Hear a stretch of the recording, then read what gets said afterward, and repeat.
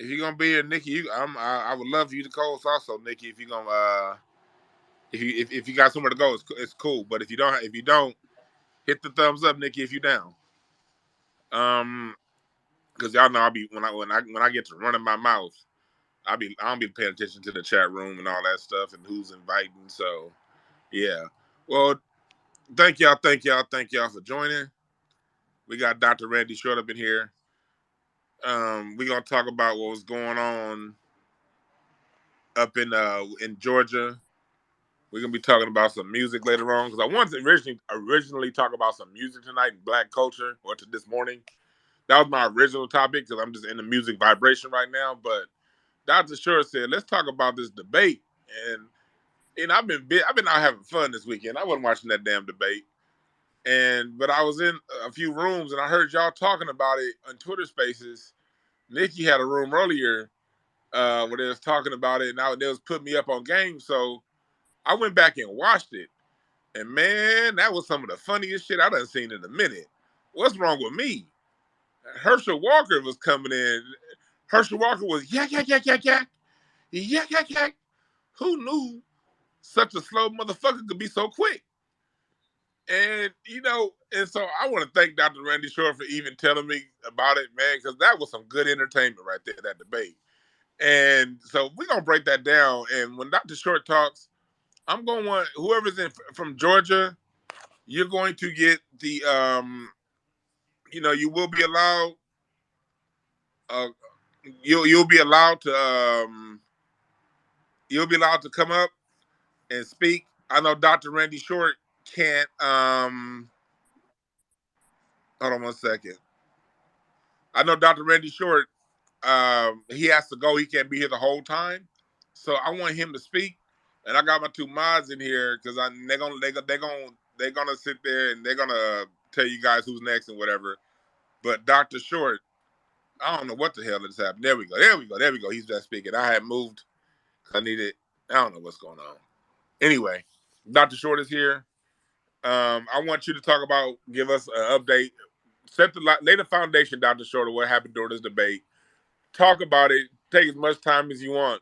And then when you're done, I want specifically people from Georgia first to request to speak. And if you ain't from Georgia, it's cool too. I want to hear what y'all got to say, what y'all think about this whole debate. Because that shit was funny. Go ahead, Dr. Short.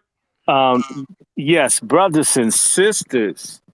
Greeting to Sister Eve and to beloved Sister Nikki. And by the way, Sister Nikki, thank you for protecting me from all the trolls.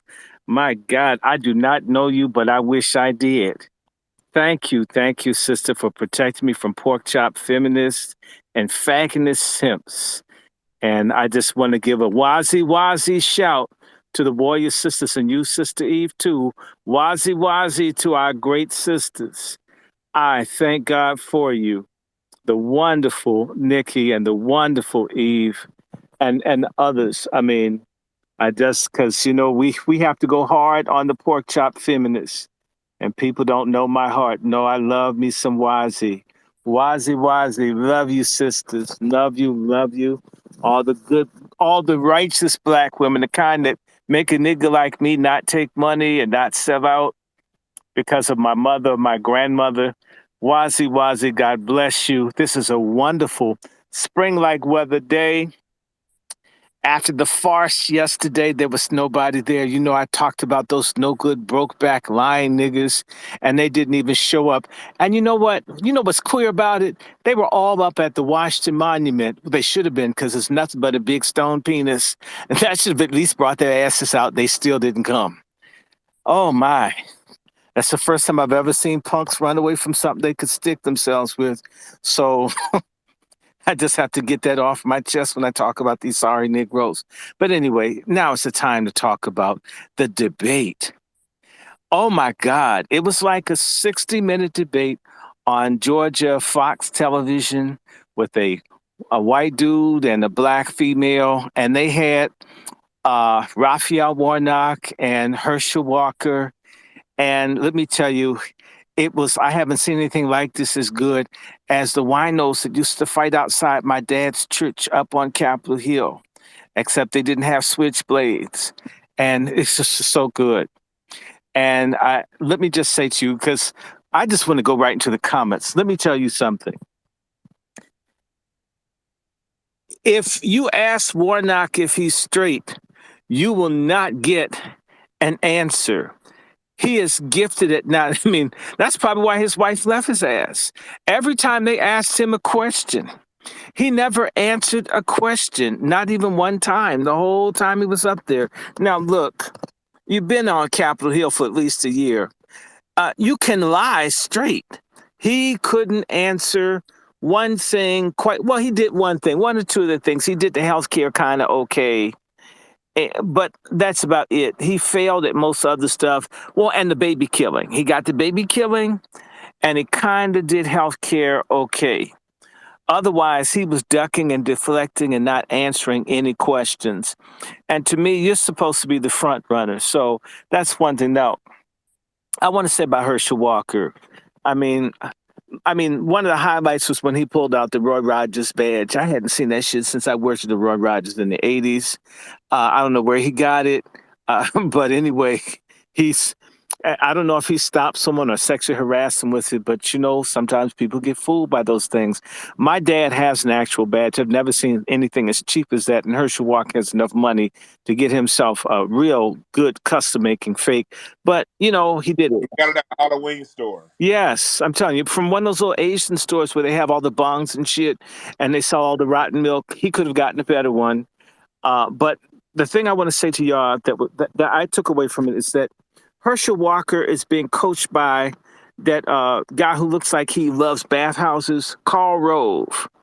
Karl Rove got an ex-junkie named George W. Bush and schooled him well enough to overrun Al Gore, who's similar to Warnock, that you got an intelligent person that's got a good education, that's doing that, and you put him up against a person who has, as for W, maybe he had too many lines of coke or meth or whatever, or too many beers or whatever, but he was able to coach him. So Herschel Walker, who clearly seems like a person that spent the last 50 years on the special bus going to school, he was fast for a person who's probably got less brain cells than the cat that's on my lap here.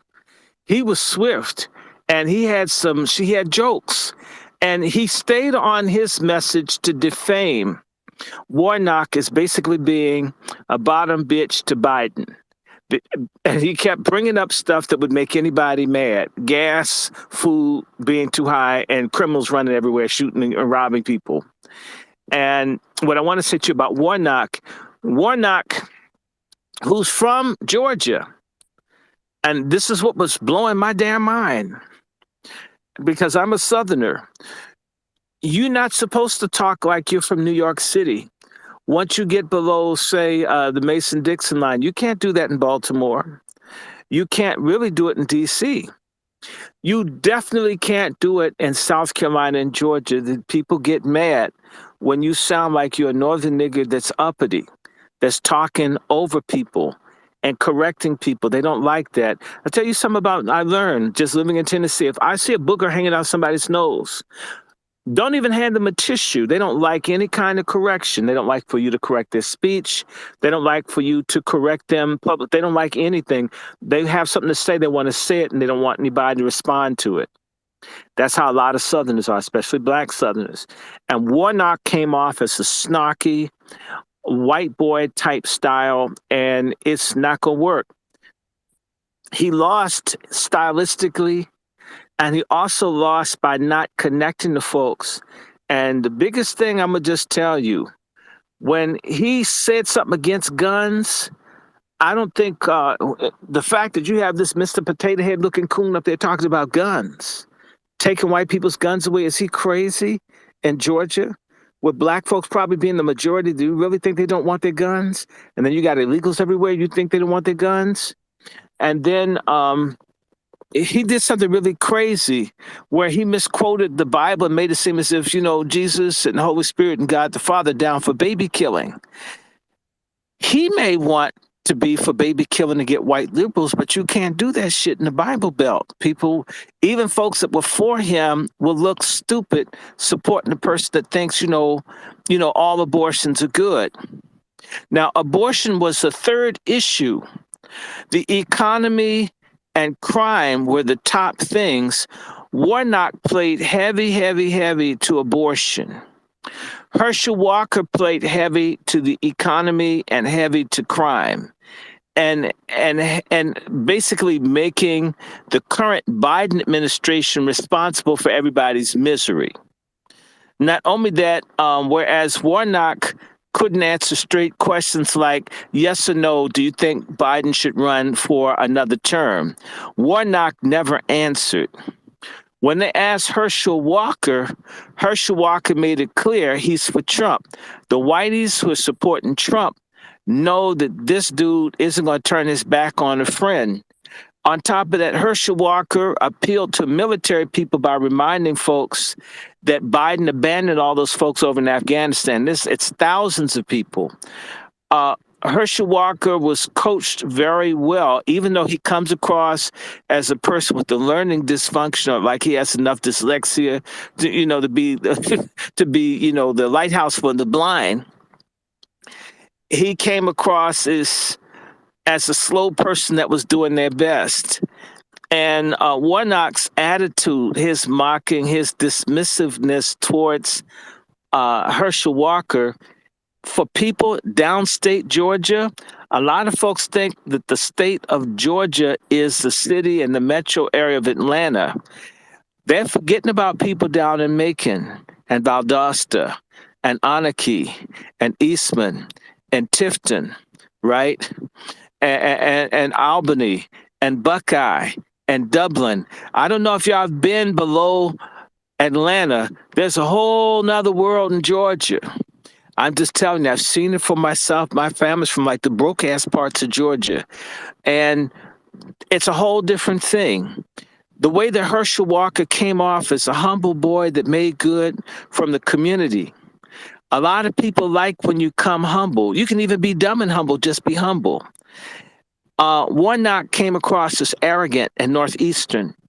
Stylistically, he's going to be offensive to a lot of people. Whites may find him uppity, and blacks will find him northern. And, he's changed. He turned on us. On top of that, Warnock did some stuff whereas they asked Herschel Walker about his mental illness, he took it head on and dealt with it. When they asked Warnock about Ebenezer Church throwing people in the street for owing practically chump change, he lied. One thing that will come across in that, if you're watching, is that Warnock is a liar who doesn't like answering questions. And he doubled down on all the super liberal stuff like baby killing. He said some good stuff about health care, but he wasn't connecting to people. And Herschel Walker, in his diminished mental state, kicked his ass. I mean, he's not supposed to be able to do this. And for anybody that knows, I'm not trying to pick. People aren't going to like what I'm about to say, and I'm not saying this to hurt nobody. Louisiana, Arkansas, Tennessee, Mississippi, Alabama, Georgia, South Carolina. I'm not saying this to offend anybody, but just you can do your research. These states are notorious for not being at the top of intellectual achievement in terms of people having degrees and academic attainment. Now, outside of maybe some big city areas like Atlanta, to a lesser degree Birmingham, maybe a little bit of Little Rock, maybe a little bit of Nashville. I mean, you would be amazed at the lack of book learning or exposure in the Bible Belt. And so let me just say this to you, coming up in a fundamentalist Christian family, when Herschel Walker comes off talking about Jesus Christ and the Bible, a whole lot of folk, they probably haven't even read the Bible, but if you just halfway talk about it, halfway say Jesus or something, I mean, they're already ready to ride your jock for saying Jesus, for saying Bible. And Warnock, being a preacher, not even, other than when he talks about helping people when the police get shot and killed, praying with people, this, that, and the other, uh, he sort of downplayed his religious beliefs, or only used those as a cover for his public policy stances. That's got to strike people as disingenuous. And so, on top of that, uh, it's known in Georgia, and it's highly rumored for people that know that Warnock's, has not used the PPE money properly. There's allegations that money's been misappropriated from Ebenezer Church by Warnock. I mean, there are strong things from the wife that he divorced about domestic violence and abuse and so forth. None of that's really thrown at him. And so he didn't really get hit with any hard questions. And the soft questions that he didn't answer. They threw some hard at Herschel. And some of them he showed, he fessed up and kept it moving. It's sheer good entertainment. I have a question, Dr. First. Go for it. Were those questions making Warnock's eyes buck? Or are they naturally that big? Warnock doesn't like anybody asking him questions except for if he's single, if you ask me. Okay. And his eyes bug like that when he was debating the way. He's arrogant. He doesn't like for people to ask him questions. Remember, there's a picture of him with his hands on his hips, like he's turned on saying Marcel. His eyes bug out. I mean, maybe he does. Look at how he's looking at Marcel, and it looks like he's he looking looked, towards his waist. I mean, he looked like he right. He looked like he got a set of golf balls in his face with them big ass eyes yes, he poking out like that. does. Or he looks like, one of those little, forgive me, one of those 1930s Sambo toys that white racists would get for their kids, like a Ku Klux Klan tree ornament, Christmas tree ornament. And he just, Didn't you like?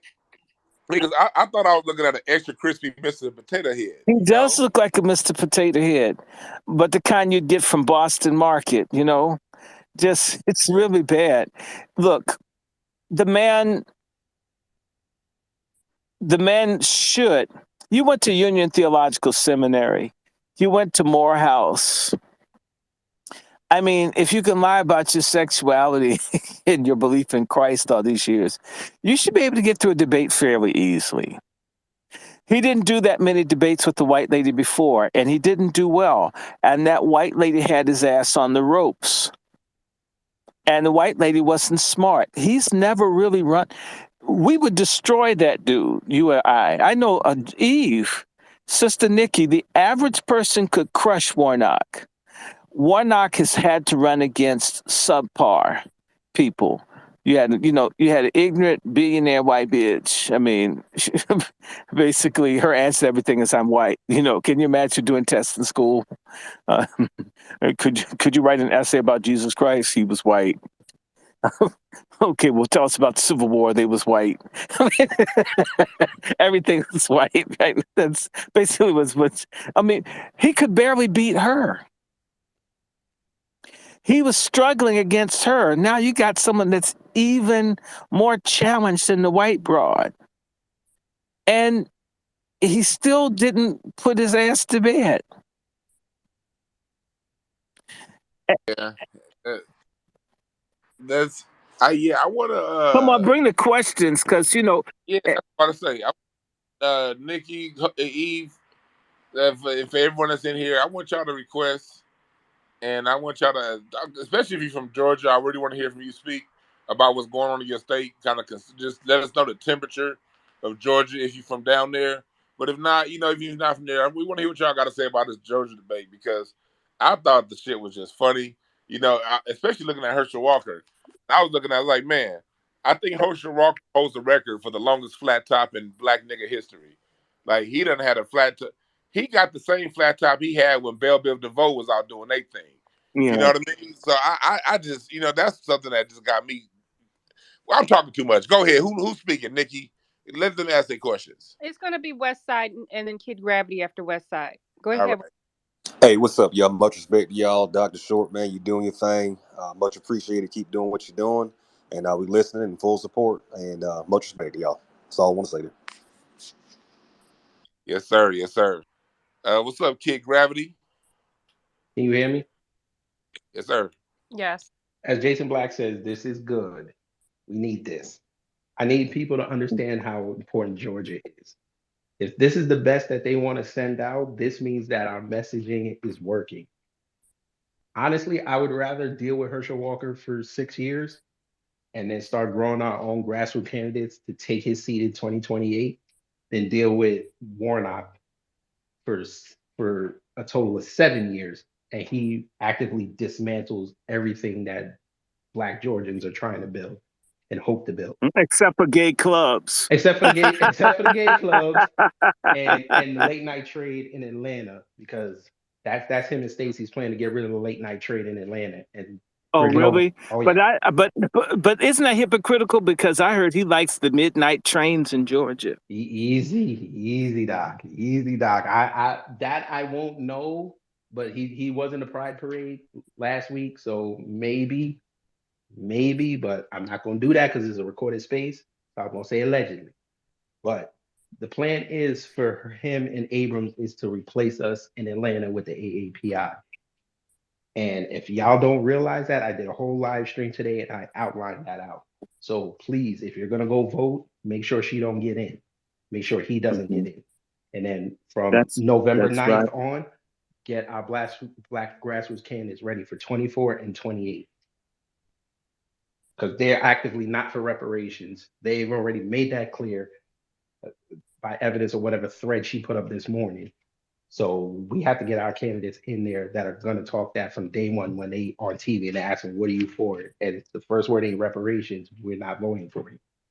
Can I make a request? I know it's not going to happen, but all of y'all down in Georgia, if y'all really wanted to set this thing on fire, y'all should figure out where Obama's going to go to make his sites, and y'all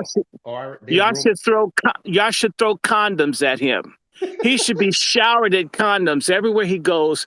Niggas should throw condoms at him because that's the only thing he cares about is deviant sex. We should just and we should say we're thanking him for all he did for his constituency. We should just shower Obama and Stacey and Warnock with condoms. Everywhere they go, they should just be showered in condoms. Because that's the only thing they care about. That's correct. I think for Obama, they're going to send him to Morehouse. Oh, my. Well, they should have condoms. They should hit the car with condoms when he leaves. There should be condoms everywhere Obama goes. There should be condoms. It should be condoms and caboose lube. Yeah, that's right. And I hope the club owners down here do not make Obama theme parties that Friday night. Please don't do that. Because every time something big happens, they have to have some kind of theme party at their club. Don't do that. Well, what would his theme be? Deep Throat? No, they'll say something like reparations. Well, reparations, you mean anal reconstructive surgery? Easy, Doc. Oh, my God, Doc. Hey, Kid Gravity, man, I appreciate what you do, man, because... Yeah. We love you, kid. We need to do a show together. I promise to behave. Yes, look, sir. I'm so tired of... Doc and Dwan, I got a 3-year-old that's about to go to preschool. This woman has been spending 9 years indoctrinating our youth, telling them that voting is restrictive and it doesn't matter. And now she's actively telling these young kids about all this LGBT nonsense. I can't have that. Yeah, man. Well, you know what? Stacey doesn't want you to vote against her getting seconds and thirds. She's very undemocratic. And we need to stop her. She has to be stopped. She has to be stopped. I mean, Grimace must be stopped. And Warnock, let me tell you something, Kid Gravity. Y'all need to go after the King family. The King family is responsible for this bullshit. They won't. They won't. They need to be forced. Dr. King died fighting for us to get a check. Bernice King's ass needs to give some kind of commitment, which Alveda too. Otherwise, stop calling yourselves leaders. And we don't care who got shot in your family if you're betraying everything they stood for. I mean, they're getting Yeah, reparations as a family. They are. that's going to be They kind of they tough get down here. reparations. They should want it for the rest of us. I'm telling you, somebody needs to do a pull up on the King Center and Ebenezer Church and dox those people and start asking them, why are you guys asking us to pay millions of dollars to hear the speeches of people who are for reparations and you're against them? That's going to show people that we're tired when we no longer go for the okey doke, because let's be honest, one half of the King family swings with the racist Republicans and the other half swing with the racist Democrats. We need to break the machine. And I have it on high account. The King I know best, Alveda, they have no concern to do anything for poor people.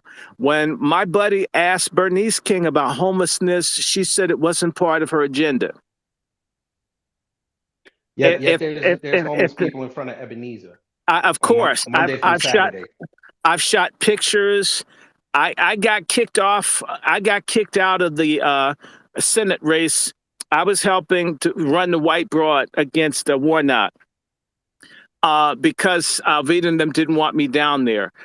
They gave that seat to Warnock. Stacey Abrams is friends with Bernice.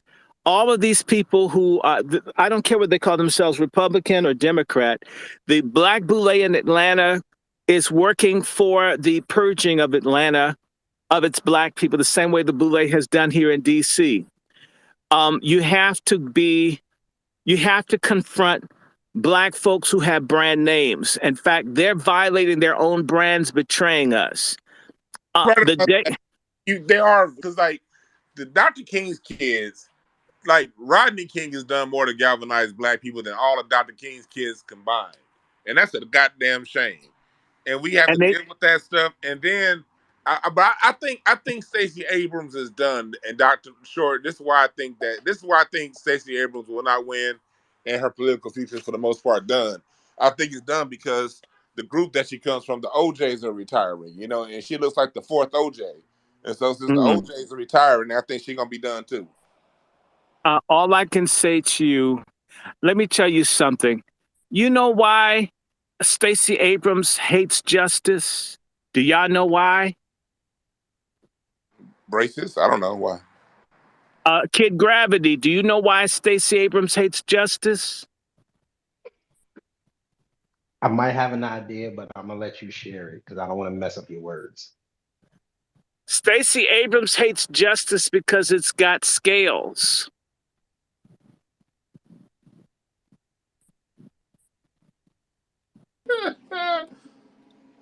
That's why they want to say it.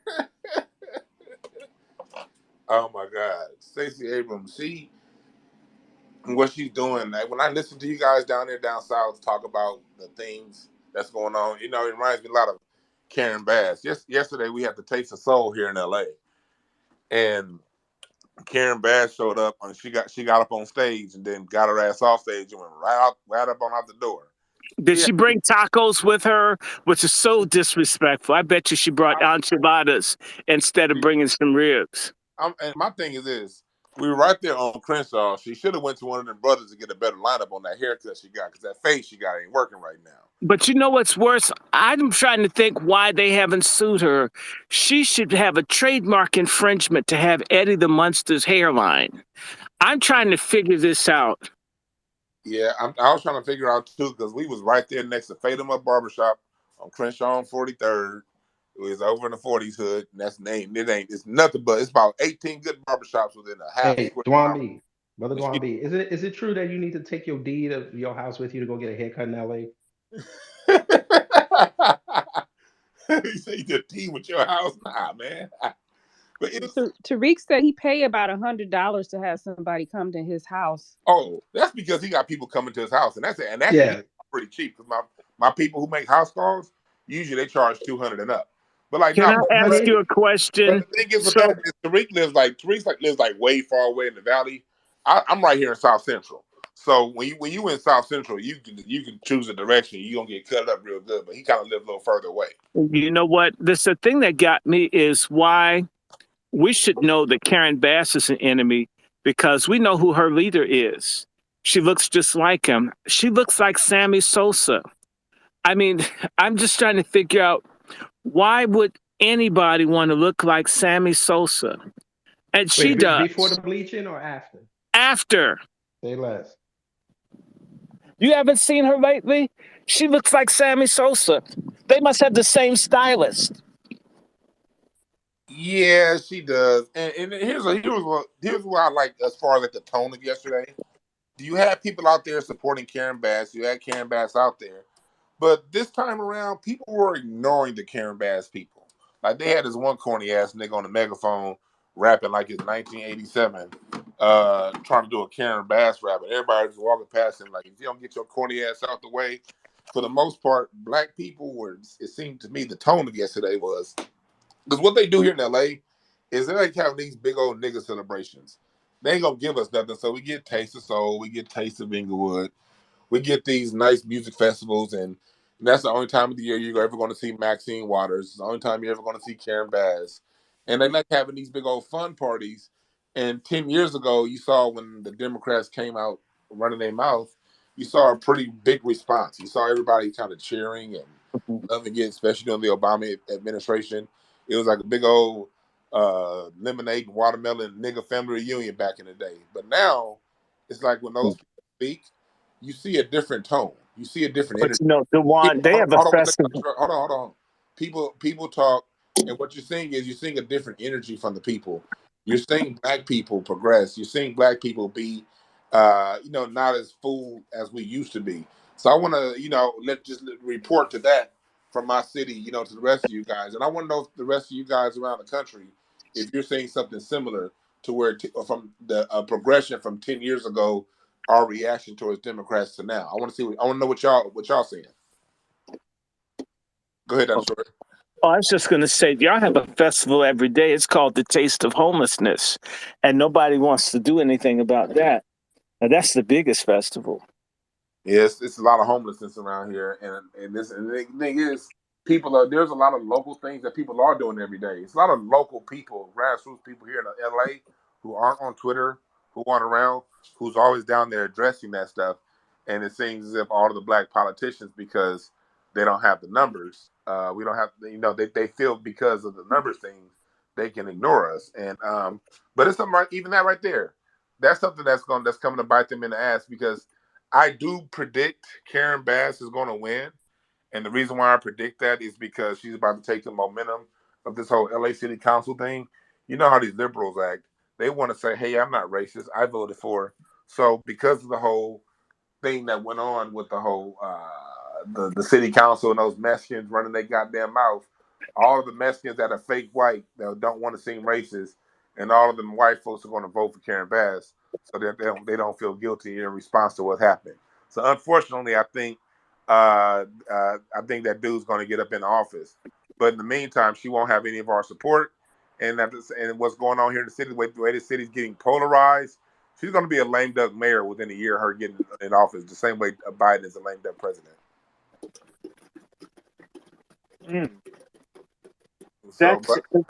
Now, speaking of that, I want folks to remember, before we go back to Georgia, what most people are ignoring about the situation in LA is that those folks were engaged in a crime to discuss city public policy without a quorum having a public meeting. This is being done. This is illegal. They're planning to hurt the black community there, to destroy lives. It's more than just some slurs.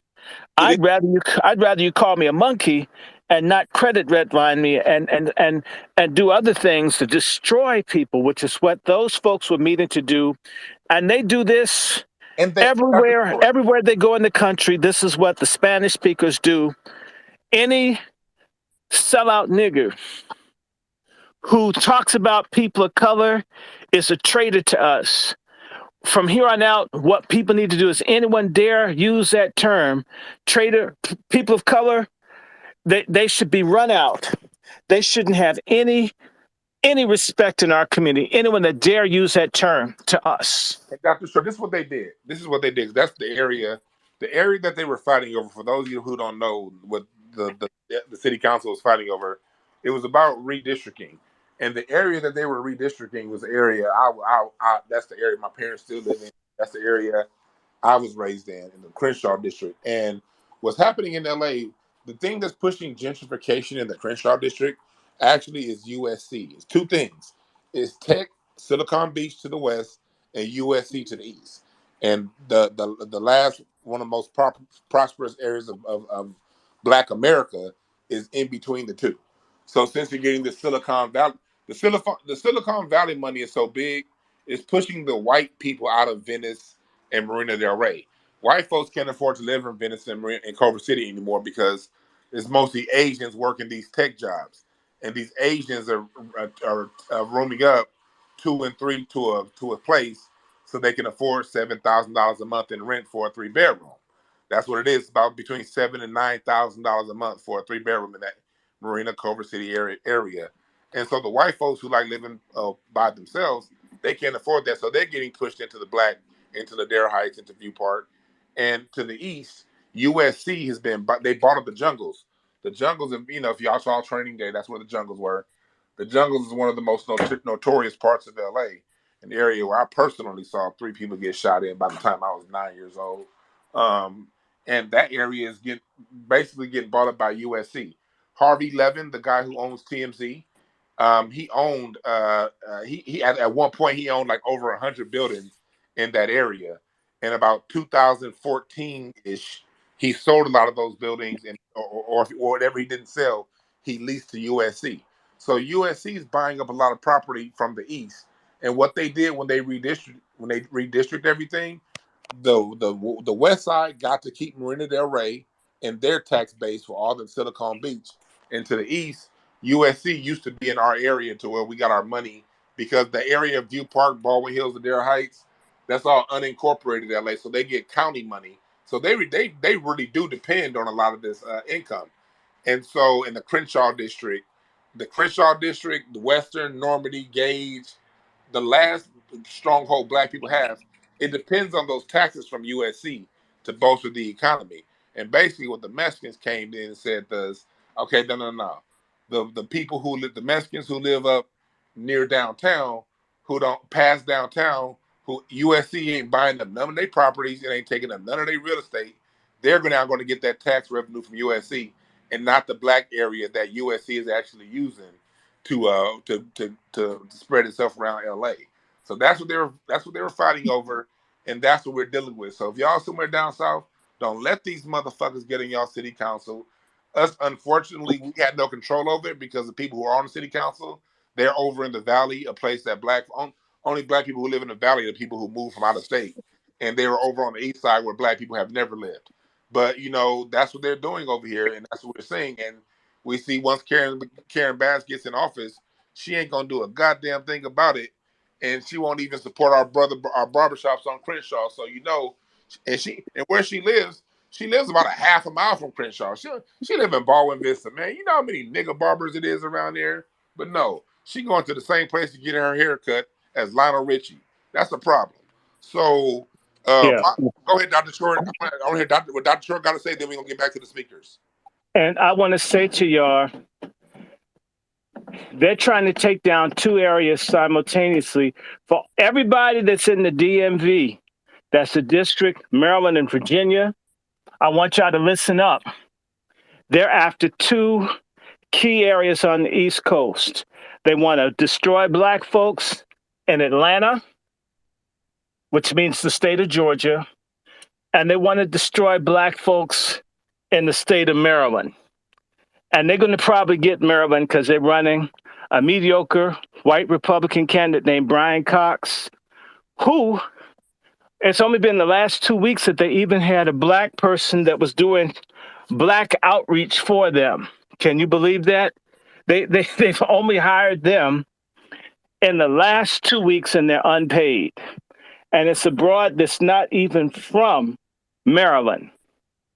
Broad, not even a Republican, not even for anything that they want to be, but they got a black female professional who's not even, who came from a little bit of money, who's not even that deep on black folks, and is hostile to reparations.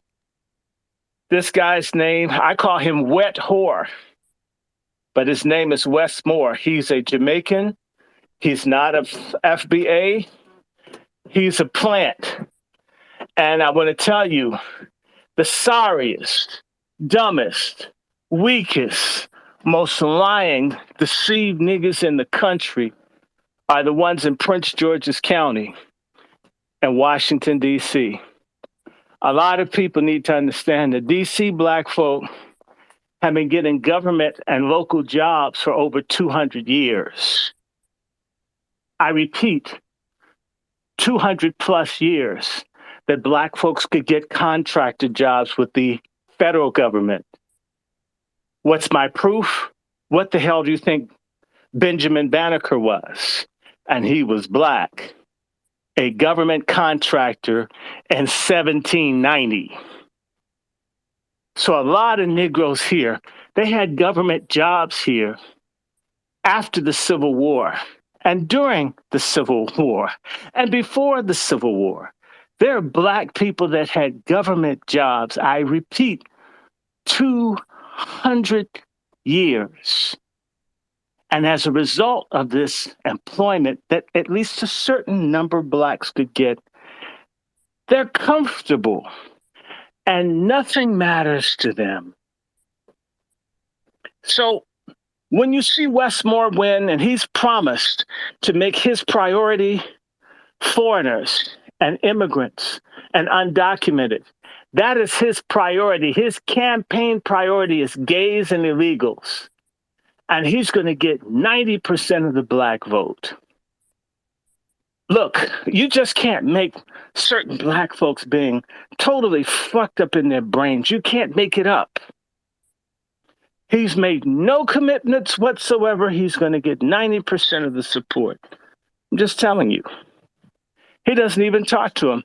They had a debate or whatever. He would even go to Morgan State University, the state's largest black school. He didn't even bother to go. He's going to get it.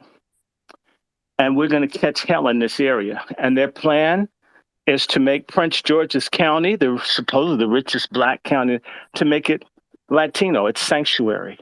D.C. is sanctuary. Baltimore sanctuary. And they're all Democrat. They're all liberal.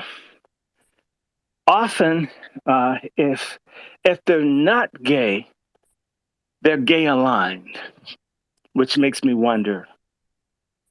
And Stacey, it's always the same, over and over. And I'm thinking, do black folks need to be in concentration camps, or do they need to be like the Skid Row people in Los Angeles before they open their eyes?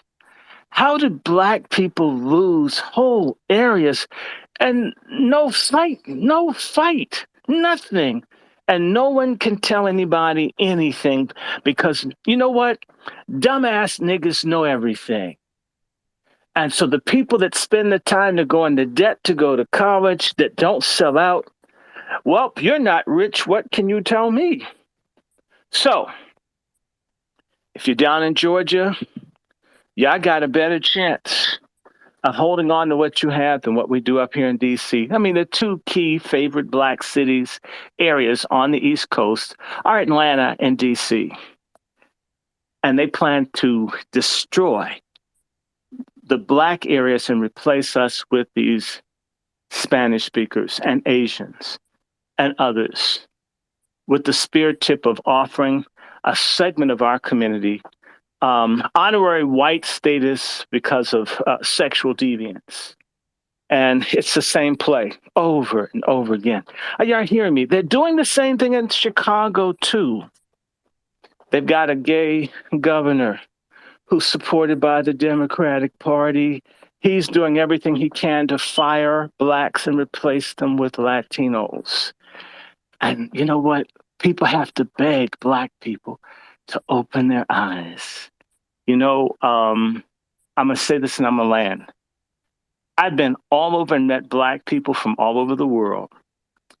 We're the only people with a number of activists trying to raise consciousness. No other group of people have as many people trying. There is an element of our people that are doomed, that are going to be destroyed because they will not be helped. They won't listen. They won't hear. They won't do anything. So I want to say to you, brace yourselves to see a lot of people die, a lot of people lose their homes, a lot of people to be destroyed, unless they catch religion like in the next couple of weeks. And I'm not optimistic after watching things for decades, because some folks won't get it.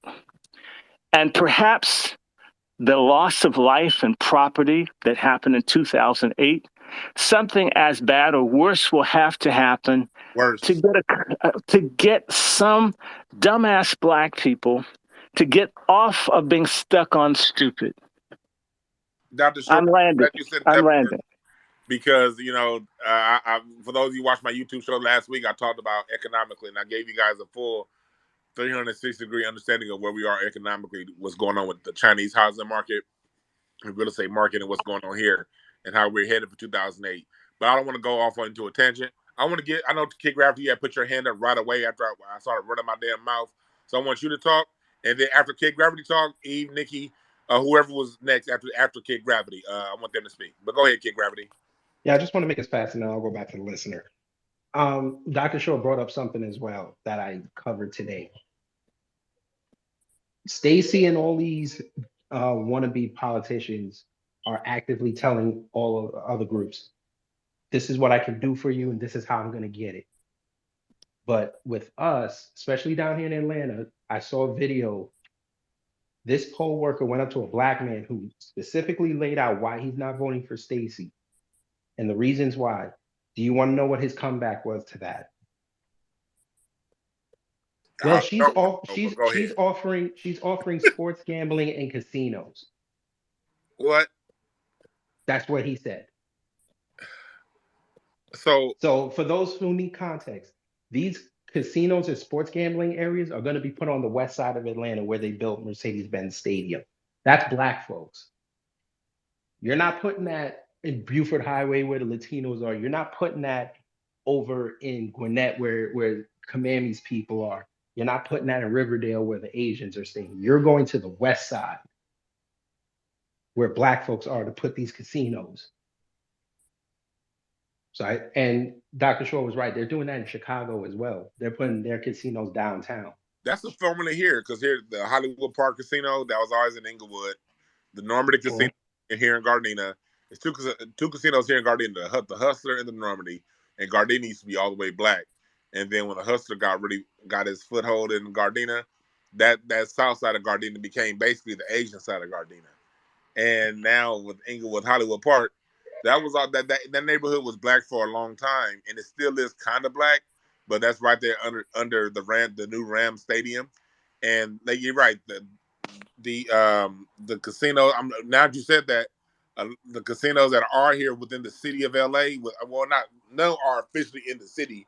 They're in outside cities, but still within the pocket because LA surrounds these Inglewood and Gardena on all four sides, basically. So that it's crazy you say that because that's what they're doing over here too, hey, bro. Brother Dwan, they knocked me out. I was going to mention they're planning to bring Mercedes and some other manufacturers to the Memphis area, and they're going to start driving Black folks out of Memphis and in places in Tennessee, moving eventually towards Georgia. They plan to displace us from all of these areas, and they're using the same formula. You got a very strange Jewish congressman who hates Black people's guts in Memphis named Cohen. The only thing he's done is talked about recyclable straws, and he's an advocate for to prevent violence against dogs. And the Black folks, whenever they just won't get themselves together. I want to remind people, Judge Joe Brown is supposed to run for mayor of Memphis, but they're doing this is happening everywhere, all at one time. And it could be, I believe this is why they won't do anything about the water in Jackson. Everywhere that there's a black area, to create mass destruction, to force people out. We're going to have to fight to hold on to something. And part of that fighting starts by dealing with traitor scum. If I can't do anything with my life, I would simply like for us to recognize that every people have enemies and every people have internal enemies. And our internal enemies are the most dangerous ones. And we will be in a better position for reparations and everything else when we chump and punk the low-hanging fruit of our struggle, which are these traitors. And I want to just say this. I have to do a commercial break here. Brother Dwan and I work very hard to wake up the people. We absolutely need your support. His channel, Dwan B, has 14,200 subscribers. He should have had 20,000 a long time ago. Take a moment to subscribe to Dwan B's channel. Share it with other people. Dwan B has ended up being my backbone. When people take me off of platforms, the only person that's given me a sanctuary has been Brother Dwan B. I am so glad I met him. And in fact, I don't know his Cash App by heart, but brother, you need it. You need it for all the materials, the music and everything else that this man is talking about, the politics of music, the economy of music. You won't find a better mind, a person who's rooted in his community. He's straight and he loves his wife and they get along. I mean, he is a role model. I would change a thing or two because I don't smoke and I don't do cards, but he's a good brother to work with. And the synergy between us is genuine. He's a good man. Everybody should be following Dwan B. Everybody. And likewise to you, Dr. Short, man. I appreciate you for always being there and being straightforward, you know what I mean? Telling us what it is, because I learn. Every time I bring you on, man, you always, and I love to learn. I love learning. I love laughing too. Shit, I gotta Yeah, laugh. I don't like it's really sad what we're facing. That's why we try to make it humorous. And I also want to say to people, it costs to tell the truth. I was talking to my mother today and they bother her phone because I live here. I can't get certain things because, you know, folk know who you are. I'm not going to stop doing it. And I have no intentions. I've come too far to stop now, as they sing in the gospel songs. So, but I want to remind you, and I want to thank everyone that helps and has helped me, Sister Eve and others. I have, even if you try to find my YouTube channel, I got 20 complaints this week. They're trying to prevent my new channel, which is DRS1C Buster. You can't find it. That's all right. We're going to keep doing it, Dwan. But bless us, because we're going to go back to doing these spaces. I thank Sister Eve and Sister Jade, Lioness Queen, Lioness Crown, and all the other Wazis who've helped me. Absolutely, I want to bring to your attention, and I put it up everywhere, not because I'm greedy, but it takes capital to fight. My Cash App is Dr. Randy Short. DrRandyShort. DrRandyShort. And I absolutely appreciate your support, in particular as I accumulate my research library and other things that we plan to do. Brother Dwan and I both got a book on jazz by Gerald Horne. I just got mine, Brother Dwan. I think I let you know I got mine. And I got mine. Yeah. And to have the books and to give you information, sometimes we have to buy. So, and I have my Angry Black Men's Book Club. Pardon me as I work through recovering from having open heart surgery. I hate to talk about it so much because I want to do more. When people bless me, I've been buying books. hard to get books, to share information on slavery, colonialism, you name it, feminism. That's so I don't just talk it, I can give you a source. Now, Brother Dwann, you're my witness. If you ask me something, I always give you a source. I never tell you about what I feel. I mean, feelings and emotions are like assholes and orifices. We all have them. There's nothing like having hardcore facts, information, and data.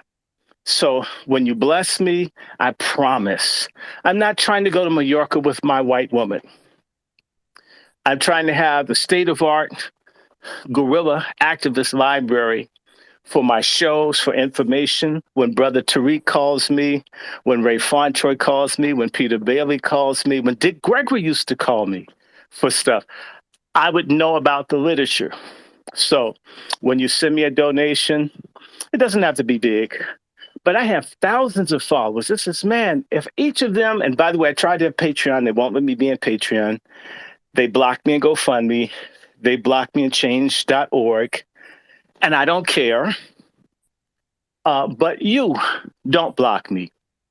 So if you can, if it's $1, if it's $3, if it's $5, do it, because get ready. We already have the lineup to talk about everything from guns to healthcare to self-determination. I'm talking to these brothers down in Georgia. Everybody in Georgia, please stay in touch with me.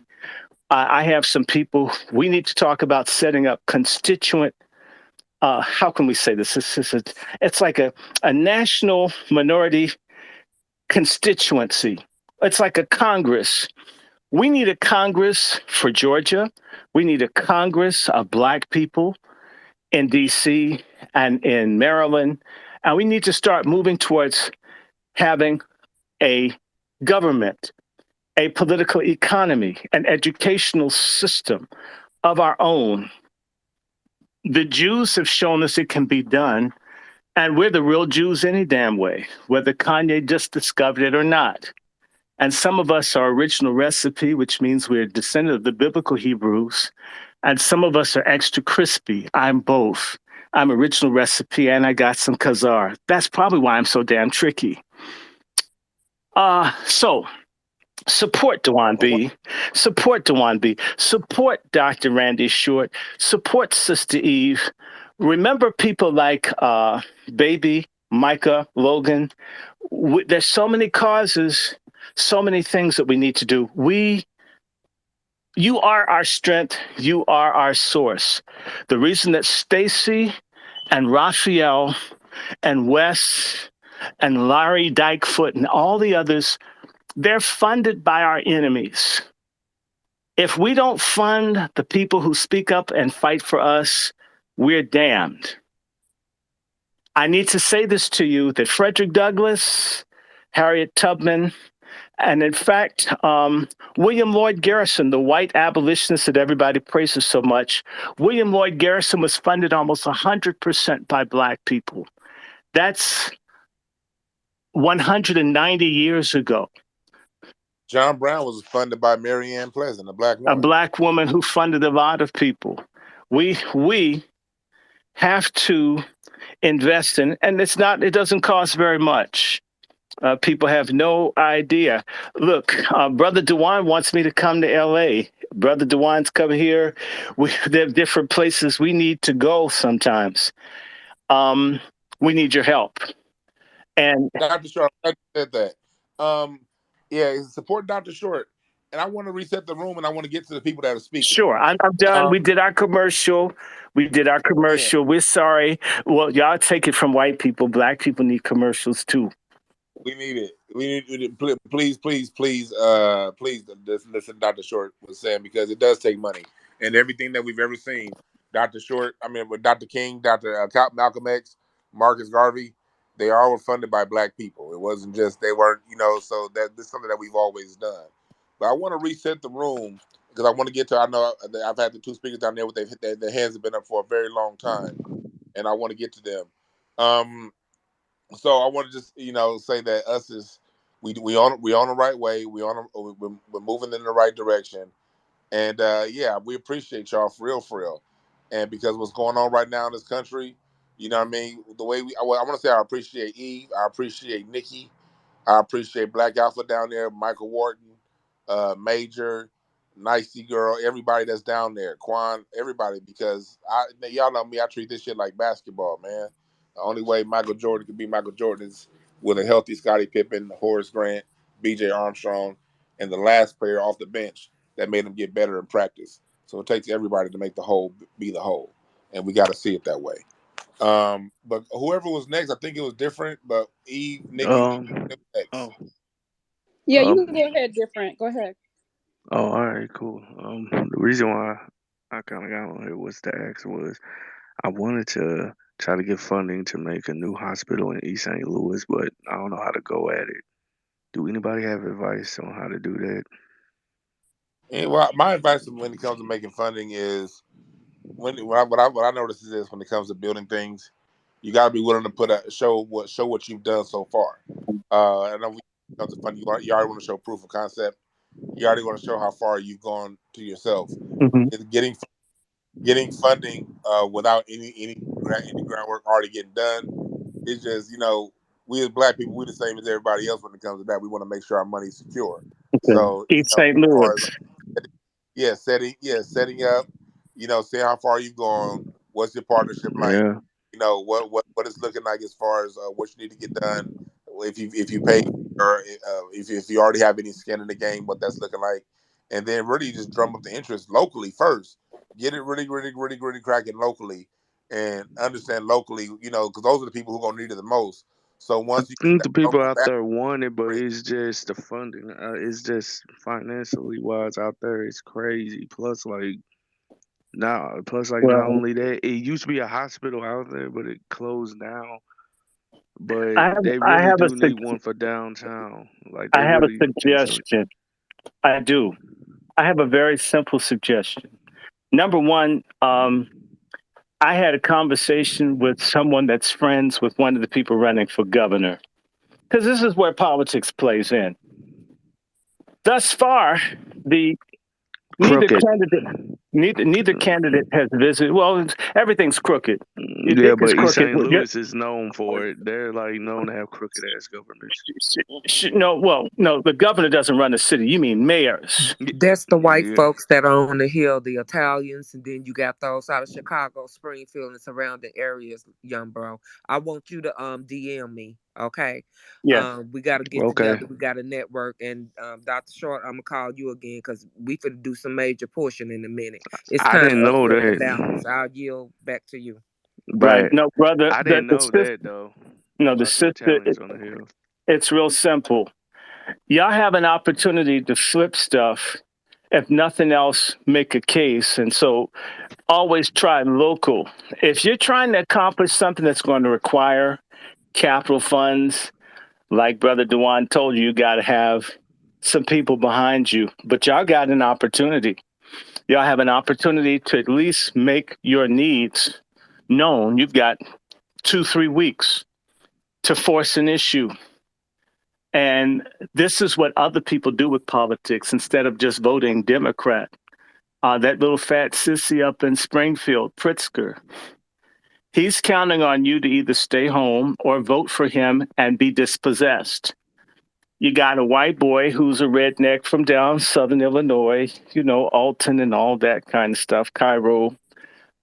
Y'all can make and wrest something if you want to. You got to take it, And so my thought is that sister said direct messenger. I hope you're going to listen to her, because we often, if you deal with Black folks, brother, one of the most interesting things is people reach out and they don't follow up or follow through. So this sister asked you to contact her. I hope you do it. And then number two, there are other people who may think like you do that you don't know. My advice is from here on out, if anybody reaches out, if they seem halfway legit, talk to them, because nobody's an island. Number two, this is an election year. East St. Louis could determine who's governor. East St. Louis could determine who's senator. The reason that they destroyed East St. Louis is because it's the first time in the state of Illinois that Black people were determining things that would impact the destiny of the state of Illinois. That's why the area got destroyed. I didn't know that. I thought that, yeah, because I thought the reason why they did that stuff with the riot and everything was because it was like It too many wasn't. Black It people wasn't. moving in. It wasn't a riot. It was a genocide. You don't Yeah. call a riot where the National Guard hunts down Black women and children. That's not a riot, sir. It's not a That's riot true. when you cordon off an entire Black community and set it on fire. That's not a riot. That's true. The state party of Illinois and the National Democratic Party of the United States conspired to destroy Blacks in East St. Louis. This was a government hit. If you guys knew how to argue reparations, a hospital could be part of your package. I helped coordinate the centennial anniversary of the mass murder of Blacks in East St. Louis. And it's interesting. We were there, and I don't know where the people went. Some people from East St. Louis came over on the bridge. The city comes together, St. Louis to East St. Louis. There should have been 20,000 people. I think there was like Was 1,000. it the East Bridge, Dr. Short? Yes, it's an East Street Bridge. No, we were there. I mean, I flew from D.C. People didn't need to know get. that. I wish I would have Yeah, known. I would have well, yeah, definitely but came. how do you not know? And you live there. I don't live there, and I know. Are you in touch with what's going on where you live? Do you know the activists and the people trying, or do you feel badly about what you see, which is good? You got concern, but you're not connected. Yeah, I'm not. I stay Okay, in so Fairview Heights, Illinois. My family, my mom's side of my dad's side say that I used to stay in Washington Park when I was younger, but I moved it's out. there's nothing wrong with going somewhere else, but we should know who's in charge, what's going on, and have an idea of how to work and to organize. If we don't have that, we're in trouble. These illegals come over here, can't even speak the language, and they have stuff figured out in a week or two. It is not that we can't do, it is that we aren't doing. And I always say this and I'll stop. There are all kinds of people who want to do stuff with East St. Louis. There's money set aside for block grants and things for East St. Louis. It may not reach the people, but it comes in. The people are going to have to, and I'm pretty certain that East St. Louis is dominated by Democrats, Black, Yeah. and everybody votes for the same old people that do the same old Yep. shit.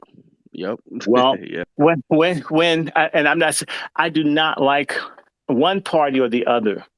But at this point, our addiction to the Democratic Party do nothing, folks.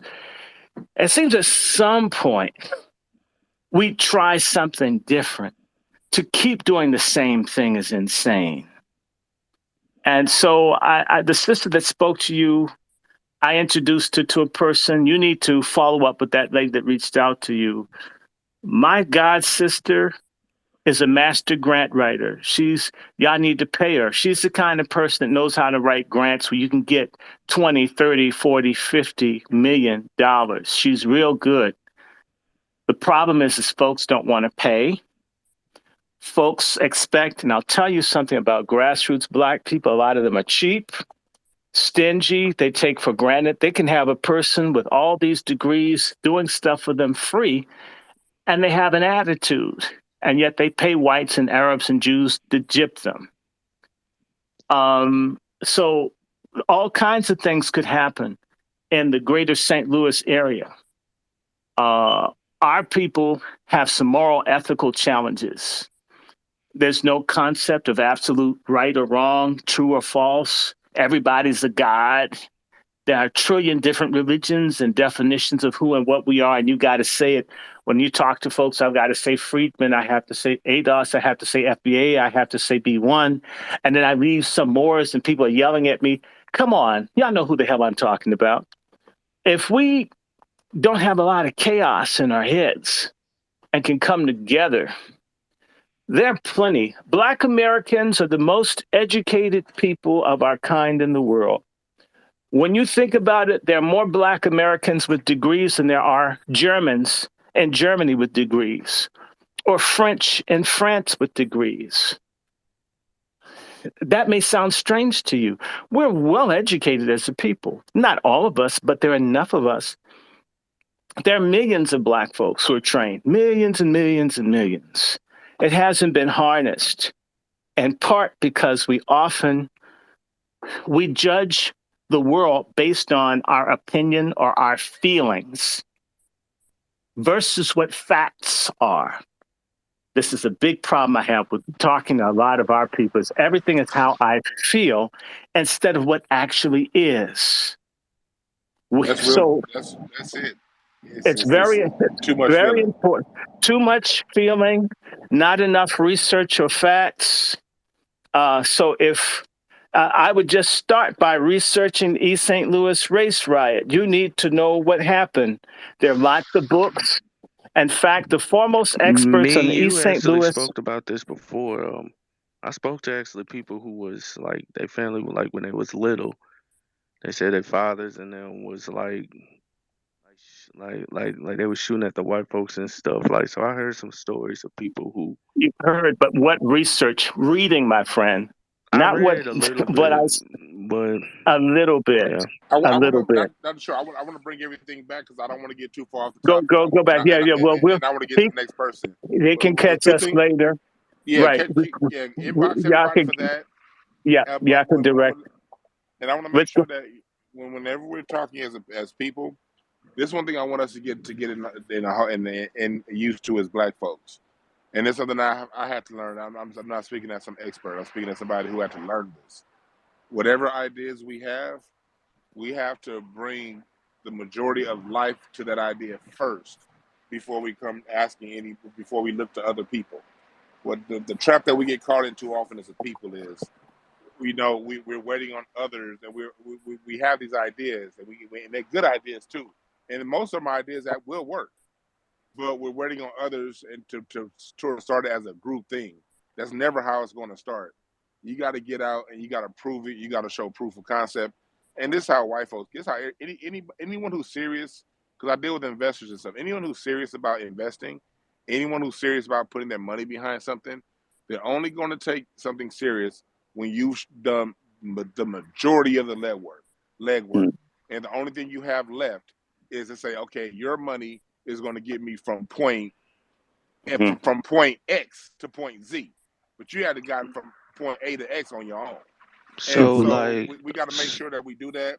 But this isn't just this isn't just for you. This is in general for everybody. In general. okay. We have you got to make sure that you do all of the legwork yourself, and then when it comes down to the money, and as you do that legwork, what's going to happen is you're going to on that journey of doing the legwork, you're going to meet more and more people with similar mindsets and complementary skill sets.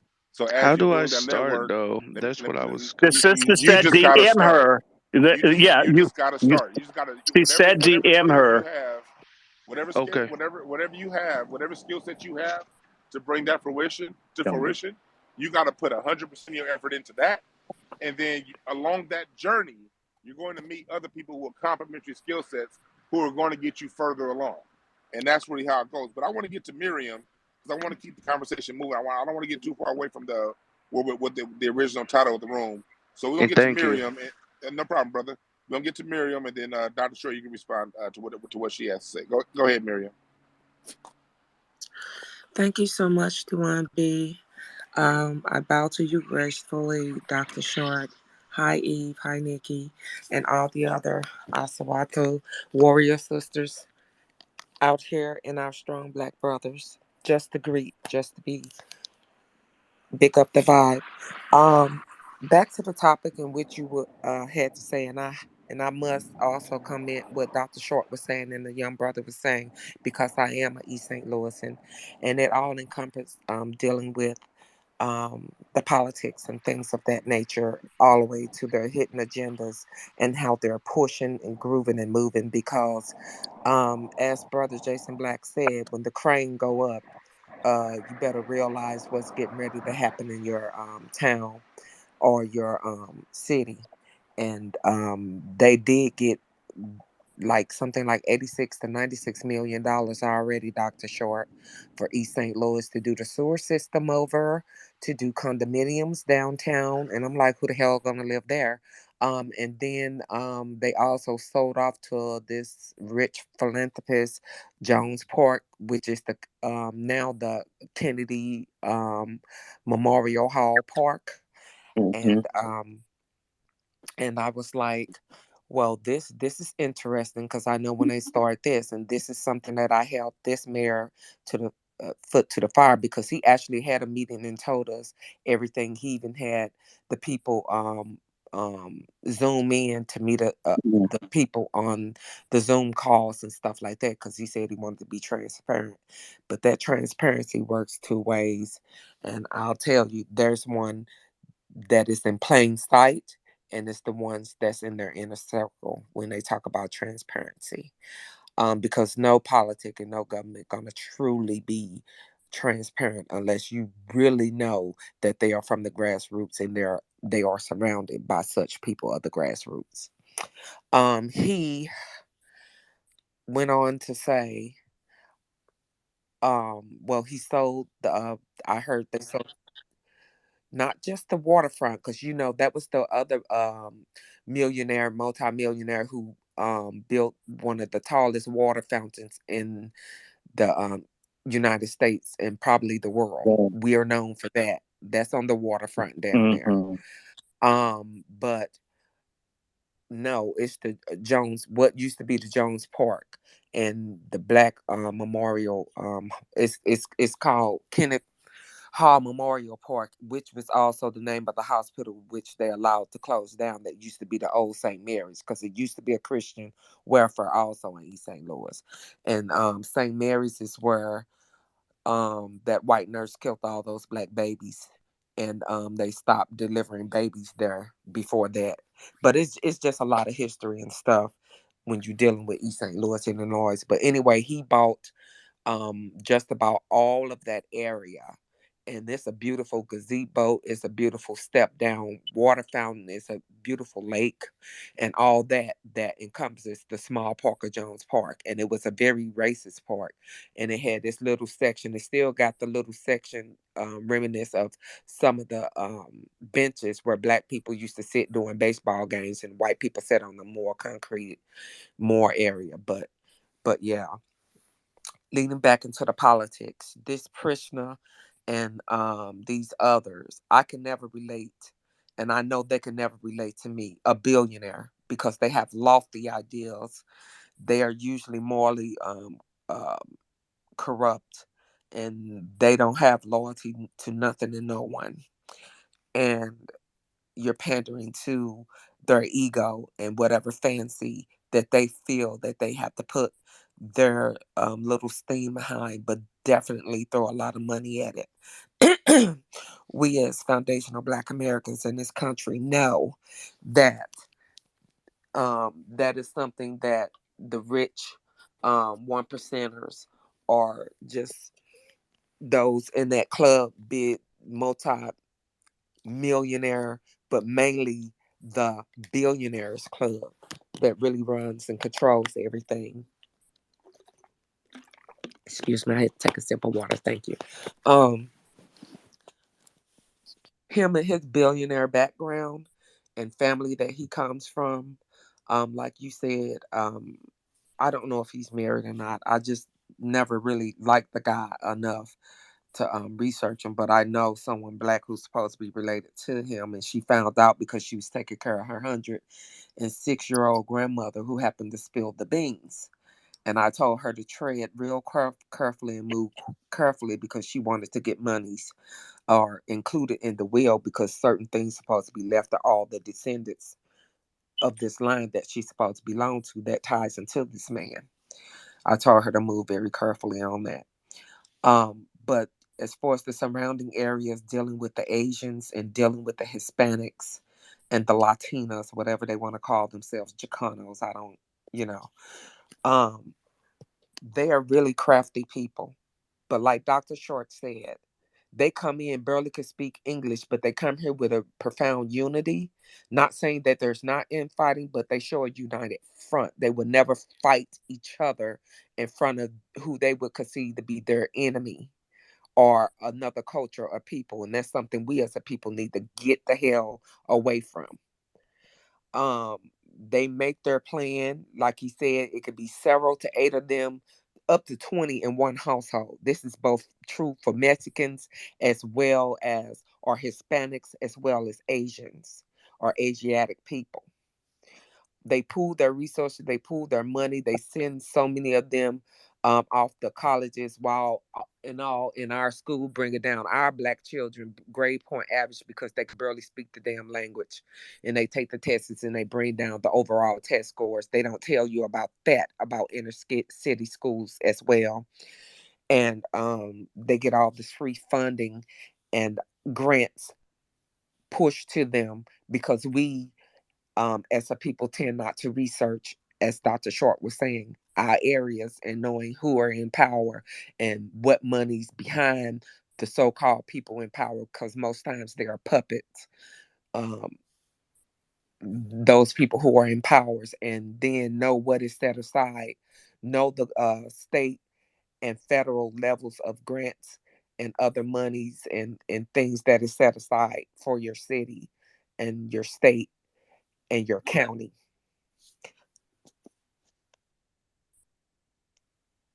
In your county. And thirdly, I would like to also bring up Dr. Short, that they my fiance was at the barbershop literally the other day, and he was surrounded by some maybe they had 10 years on him, so I'm say older brothers who actually attended Lincoln Senior High, which was the first and only black school in East St. Louis, Illinois, because East St. Louis Senior High, or what we call East Side High, was an all-white school. Miriam. And Hi, I'm sorry. Did you get the DM from the brother who was talking about this? let me pull this down and let me see. Yeah, I think when you have the private account, it kind of blocks the DMs if y'all aren't following each other. So Okay, I'm following him, and I was actually gonna ask you to make sure, Eve, that you were following me, because I was waiting back for some information that day, unless I misread the conversation where we all were And having our conference. I want to keep the room moving because I want to get more people up here to speak. So if you could just get to your point, Sure. and then so I want to get to the next person. Thanks. Sure. As I was saying, Dr. Short, they wanted to tear down Lincoln High School, and I think it's either within this year or is 1 year shy of being a historical landmark. So I know we have to write that in, and you're right. We have to write the um, stuff that is necessary, the paperwork and the points necessary to present in reparations. And I'll yield the floor to you. Thank you. and Miriam, I'm sorry. I am following you now. You should be able to hit me in the back channel. And I think Dr. Okay. Short gave us numbers. So we should be able to talk off of here. I did not receive yours in particular. I will hit you after the space for sure. That'll For work. sure, Thank for you. sure. You're Hmm. welcome. That'll work. That'll work. If anybody else, I'm gonna reset in the room. We're talking about the Georgia debate. We're talking about what was going on about Dr. Short later down talking about how Herschel Walker, the only nigga on earth that had a flat top for 35 plus years. It looks like he won this debate, and he beat Senator Warnock, who looked like a deer with caught in the headlights, literally with the way his eyes was bucking. So I want to keep it going. I want to get to Oh some my people. goodness, if Ruben comes up here and roasts Yeah, either one of them, I will die. I've been I dying gotta since have. last night's broadcast. Did you hear TBA's broadcast No, on? I did not hear TBA's broadcast because I was playing the Can I drums. post it in the Jumbotron, Dwan? Yes, please, please, because I usually right now Sunday morning I usually drink my coffee, smoke my weed, listen to TBA, and before I get to Ruben and Dr. Short had said it earlier. Look, I appreciate y'all, but no, I am not your leader. I don't want to be like that. Like he said, I smoke a lot of weed. I'm a fat dude. I read cards. I'm in all kind of shit like that, and I go on mushroom trips. So I am not the leader for anybody. But if you want some good information, please follow my YouTube channel because I get information and I dissect it to you. And then when I'm done dissecting information to you, I might go on a mushroom trip that night and be done. So just being all the way honest, I ain't trying to be some old, yeah, I love my wife, but I ain't trying to be some old clean, I don't smoke, I don't drink ass nigga. That is not the truth. If you see me out, I will probably be very high. I'm 3 blunts into the day. I probably got about 6 more to go before we done with it. Especially since I'm doing incense and ashtrays tonight. So yeah, I'm a real dude like that. But Ruben is also a real dude. This is a cat that I've been knowing for a long time. Man, I'm so proud to see the way Ruben is moving up in the entertainment industry out here in LA. But he's one of those black first brothers that, man, I can't wait to. Ruben, I'm gonna say this in front of everybody. I cannot wait until you kick Lee Daniels out the paint. I can't wait until you kick Kenya Burris out the paint because you got more talent than them cats. And you next, my nigga. So yeah, with that, go ahead. What you got to say, brother? Hey, I really appreciate those kind words, brother. I promise you, I really take that to heart, and I really appreciate that. But yeah, it's funny though, because I was actually just watching the debate and happened to get on Twitter and saw that this was on. So I just saw the beginning with they was debating abortion. And surprisingly, I gotta say, I gotta give it to Herschel Walker. He was actually competent. Like, the media likes to play him like he just like a mush mouth dumb nigga, which he does come off. But he was actually just competent. Like he answered the questions directly, whereas Warnock was doing that Democrat double speak where you just do these long ass answers, but you don't answer the question, and it's like you kind of circle around the question. And so, based on what I saw, I gotta watch the rest of it. But based on what I saw, like Herschel Walker was just directly answering the question, like, do you support abortion? He was like, no, I'm against it. I'm pro-life. Whereas Warnock was like, yeah, so it's between a woman in the room with her doctor. I'm like, nigga, do you support it? Yes or no? Like, it's a simple yes or no question. So I have to say, Warnock, he was just as mush mouth as Herschel Walker was, if you ask me. This is what I was saying. This is exactly what I was saying, brother. That's exactly what I was saying. You would think that a Herschel Walker, who has enough CTE to be an NFL team, was able to go up against the person who is in the governing legislative body of the United States is a disgrace to Warnock. I mean, he's a total embarrassment aside from looking like Mr. Potato Head on crystal meth. When TBA pointed out this was so crazy. Warnock says that the choice for killing babies is between the mom and the pastor and the doctor, and there was no father in sight. And I just want because the pastor is the father. I thought about that too, Dr. Short. I knew you were going there. And when they asked him about them abortions, he tried to act like, somebody in somebody's projects might be somebody that he might have helped out at some point in his life. Oh, also quick, I kept watching the whole thing. I'm like, why does nigga Warnock look like JB Smooth? Like, he looked just like the comedian JB Smooth. I kept thinking that the whole time. He does look like JB Smooth. That nigga look just like JB Smooth, nigga. My other question is, why are his clothes so tight? That part. They said he looked like a grub worm. I was very dead yesterday. Yeah, he did. It was real bad. And he looks, something's wrong with him. And the thing is, do you really think that the white supremacists are going to give up their guns? They would rather vote for a Negro with Down syndrome that's going to let them have their AR-15s than this Biden sexual liar preacher. I mean, come on. And Dr. Short, I want to expound. What you just said maybe bring back a point that you made about an hour ago that I want to go back to and expound upon. You made a point about Herschel Walker being very well trained by Karl Rove, and how Karl Rove is someone who's trained. He's trained a lineage of idiots, and Herschel Walker is not the dumbest of the idiots that he's trained. That's correct. I thought about something that you said when you said that. You know what that is? That really is a dog whistle. It's a code to the white supremacists that, hey, I know this isn't this nigga speaking. I know those words. Those words sound familiar. So for him to be on script the way he is, and there was a part in the debate where Herschel Walker used that old talking point. You said Black Lives Matter. Well, as soon as he said that, I was like, oh shit, he about to tie that into abortion. Hold on one second. I got somebody on a moped going. My neighbor got a moped. That's really Stacey Abrams farting right there. But that's what I thought it was. But anyway. Oh, I thought that was Stacey Abrams' smoothie maker. But like, I'm gonna say this part. You know she doesn't eat no smoothies. Stop the cat. Yes, she does. Well, I mean, I want to see Stacey Abrams get it up to the point like Respucia on Norbert and say, "You do it." You know, that's what she looked like. But anyway, back to what I'm saying. I'm sorry that you do it was a little too good. Can you just do she it one more does, time? and she does look like Respucia. Except, you know what? I'm gonna tell you something. I want to finish this point, Dr. Short. I want to finish I'm this one sorry. point. I get right You back know to who her bottom is? Warnock is her bottom. But I want to finish this one point. I want to get right back to you, Dr. Short. Then we'll get to the people comment. I see y'all hands. We're going to get to y'all. But, and make sure you keep your comments brief because we cooking, but I do want to get to what y'all got to say.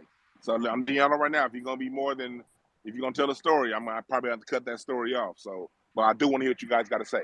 Anyway, one thing that got me when it came down to it, when you talk about Karl Rove, in the mind of the white supremacists, they're saying, okay, if we can train this idiot with CTE to speak and respond that way, that means whatever he does for the next 6 years is going to be exactly what the hell we want. So they are totally comfortable with him being in office. Let me tell you why. Because the Republicans already had Reagan. They've already had a dead corpse in office. You know what I mean? They see the liberals got their dead corpse in office right now, Joe Biden.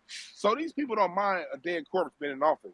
As long as that dead corpse votes the agenda that they want, and Herschel Walker showed last night with his responses, with what he said, that he will do whatever they say they want him to do, and that's all that matters. I'm going to let you speak, Dr. Short, then we're going to get back to the commenters. And you know what? And Warnock, he's about the same. He lets people know that he's for illegals, gays, and for the disposition of Black people. And he uses all of the stock talking points. He did the same thing in the debate I watched 2 years ago. Warnock acts like a pretty girl who everybody wants, that nobody should ask for anything because they'd be lucky enough to like dance with her. He is so prissy and spoiled. He can't even act the part of a debate. And by the way, Herschel Walker, no matter how goofy he was, he knew how to pluck him and make Warnock act stupid. He did it over and over and over again. Because anybody with any sense can tell when you're dealing with the prima donna, metrosexual, insecure person that they can't handle, having to be accountable even for a second. You could literally ask Herschel Walker, was he like suicidal and crazy? And he basically said, yeah, it's true, but not anymore. Warnock could never take any accountability for anything. He can't be accountable for trying to kill his wife. He can't be accountable for having a double life. He can't be accountable for trying to steal money from Ebenezer Church, allegedly. He can't be accountable for the PPE money. And I was around Ebenezer Church and they're not doing nothing to help nobody with COVID. He's completely unaccountable to everybody except for his white handlers and whoever hand he was holding walking the Pride Parade last week. That was the difference between the Republican puppet and the Democratic puppet, was that one came across as a little more human, which is what the Republicans always do. They did it with W. Bush, who basically was a junkie and a drunkard that became president. Ronald Reagan was an actor who supposedly swung both ways like Tarzan. They always get these very flawed people that they can train like a circus monkey to do exactly what's necessary to reach a dumbed-down public. And the Democrats tend to send in people who are full of themselves, who can't connect. That's Mondale, that's Jimmy Carter. It's one after the other. People who, Hubert Humphrey, they keep producing people who might actually be smart, but they're stiff. You know what I'm saying? It's like comparing a real dick to a strap-on. No one, even if if the real thing is small, they'll take that over a strap-on any day. Nobody wants fake. Nobody. Nobody's the people in Hollywood are a little bit different. Um, but nah, as far as regular folks, you're right. You got a good point, but I don't know who's next. Eve, Nikki, whoever's next, I want to hear what y'all got to say. Is it Sis Charles or was it Jakari Kelly? Jakari had their hand up first. Sir Charles never put his hand up. Okay. Okay, sorry. So my question is, I've been in a couple sessions this morning, in and out of the day, and I keep hearing this debate over pro-choice, pro-life, pro-abortion. But I wonder if anybody in this chat actually knows the statistics and what's really going on with these women that are unable to get these abortions. I'm actually a pro-choice person because I've been in the medical field for 22 years, and I know for 100% of fact what's happening to these women that are unable to get these abortions. Like, I live in the state of Utah.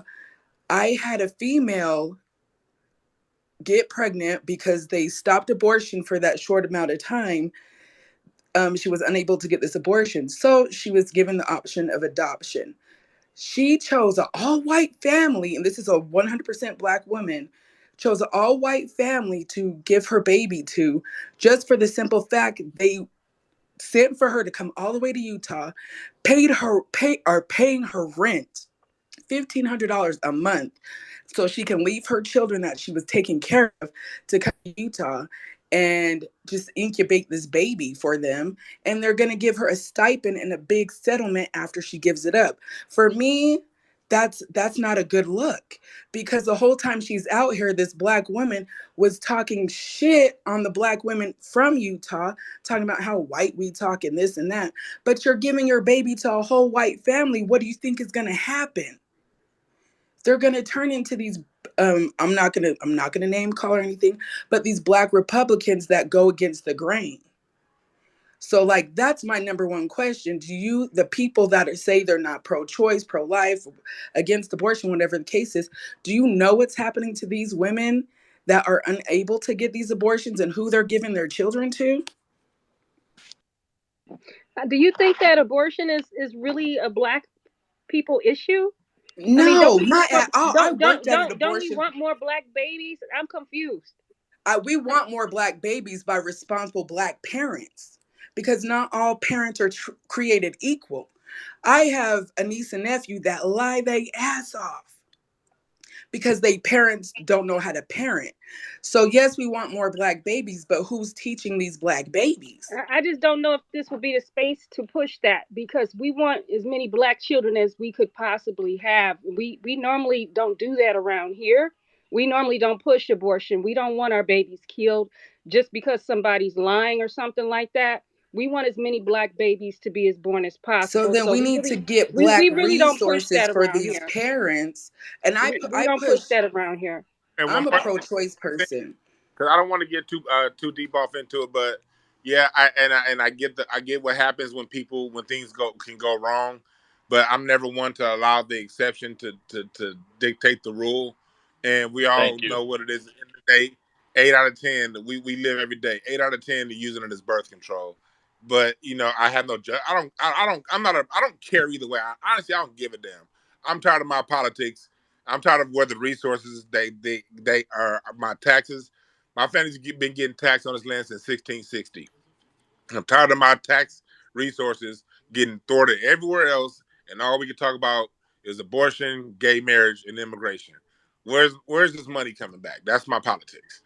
And abortion has had the debate for too long, and I'm okay with people. I respect everyone's choice. I don't tell people what they should think. I don't tell people what they shouldn't think. But when I'm dealing with my politics, meaning the allocation of the resources from the taxes that I pay, I just had to pay the state of California another $800 for my LLC paperwork. I don't give a damn what people do with their baby. Where's that money coming? Because I live in a city where Mexicans over here reallocating money because they took USC out of my district where I grew up So that's going to be less tax money coming back in Mm-hmm. to the area that I love, Crenshaw District. And I'm tired of abortion taking up debate. I don't care about none of that. When it comes to that, people do what they do. But where is this money going? And that's why we having this talk right now about the Georgia debate. That's why our single political issue in my spaces is reparations. And if it doesn't lead back to any tangible resources back to us, it's nothing for me to talk about when it comes to these candidates. So next up was Sir Charles. Hey, can you hear me? Yes, sir.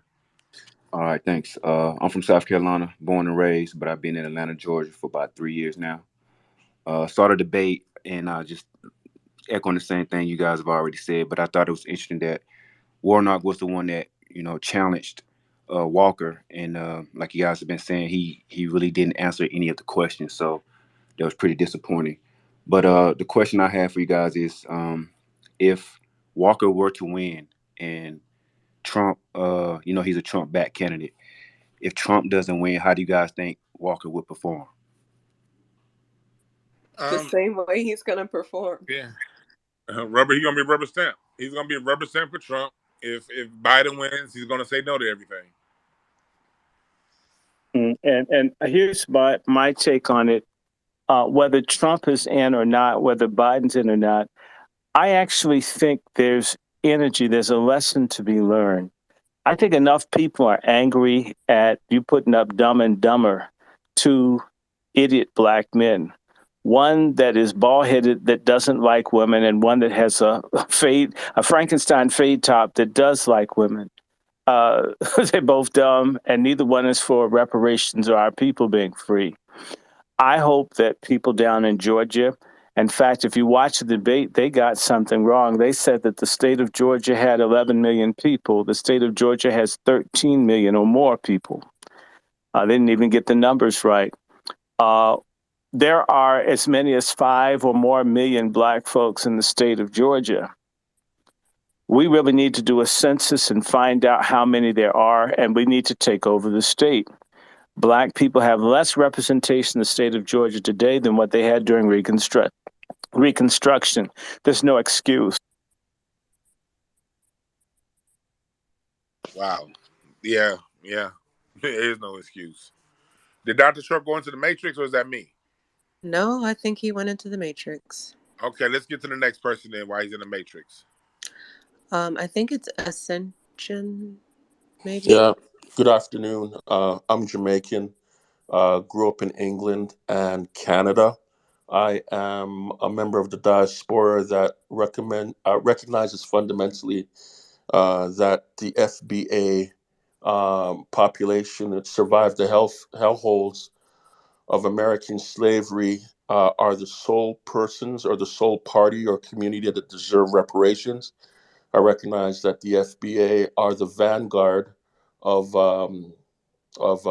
Black culture worldwide, and that you are basically the leaders of world culture and the creators of American culture, thereby by extension the bleeding edge of world culture.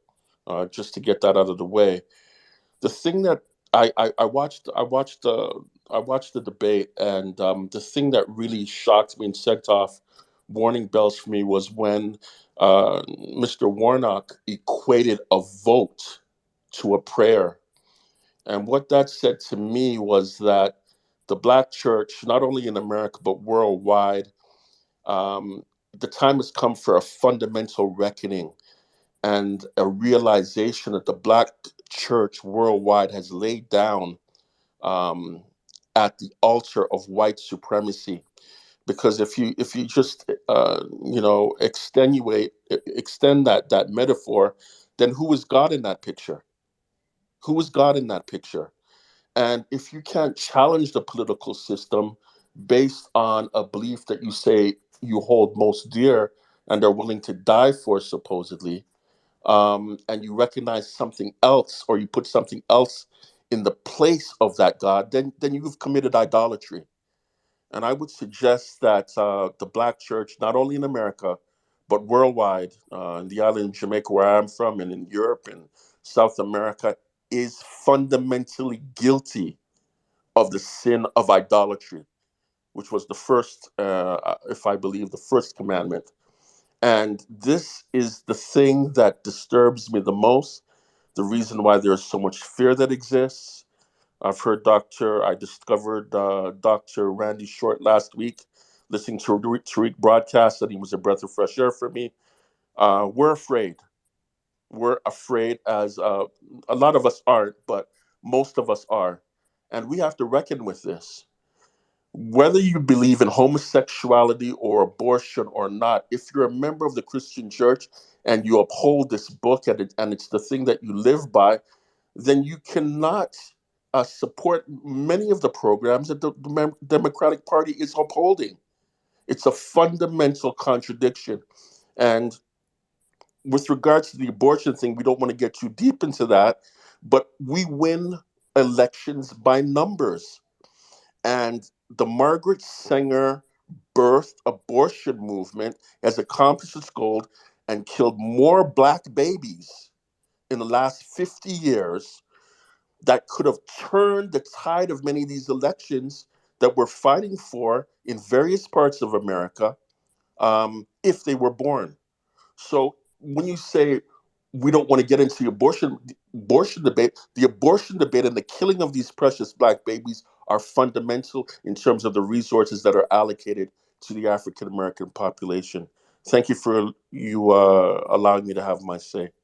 And Yes. Dr. Short, I just want to know if you have a PayPal address where I could send a contribution, because we don't have the ability to send Cash App in PayPal, Canada. his PayPal is wrandyshort@gmail.com. Thank you. wrandyshort@gmail.com. But Yeah, Oh, you hey, can Lord. put it in a Thank you. jumbotron.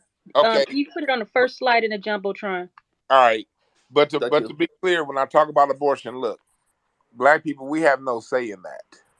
The Supreme Court done made this decision. When it comes down to these abortion, it's something that's handled state by state, and outside of a few states here and there, we don't have the numbers to swing it anyway. It's a political wedge issue. It's a wedge issue that's thrown up to get people to talk about those things instead of resources. So, whatever ultimately happens with abortion is always going to be out of our control. We can have our say with it, but let me make something very clear. When it comes to politics, abortion, illegal immigration, these type things, these are always thrown out to get people to not talk about what really politics is about, and that's the money. How we dividing this pie?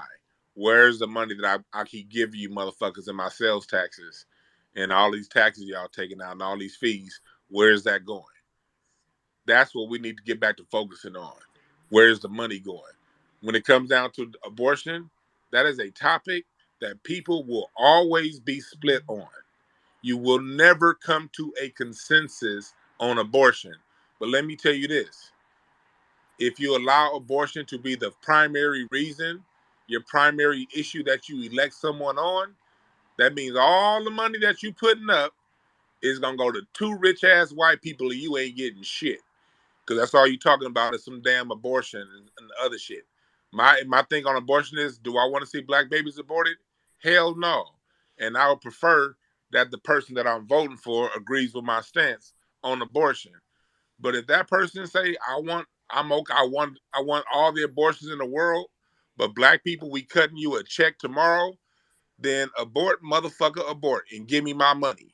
Because I'm gonna tell you right now, if we want to stop abortions, put some money in black people's pockets.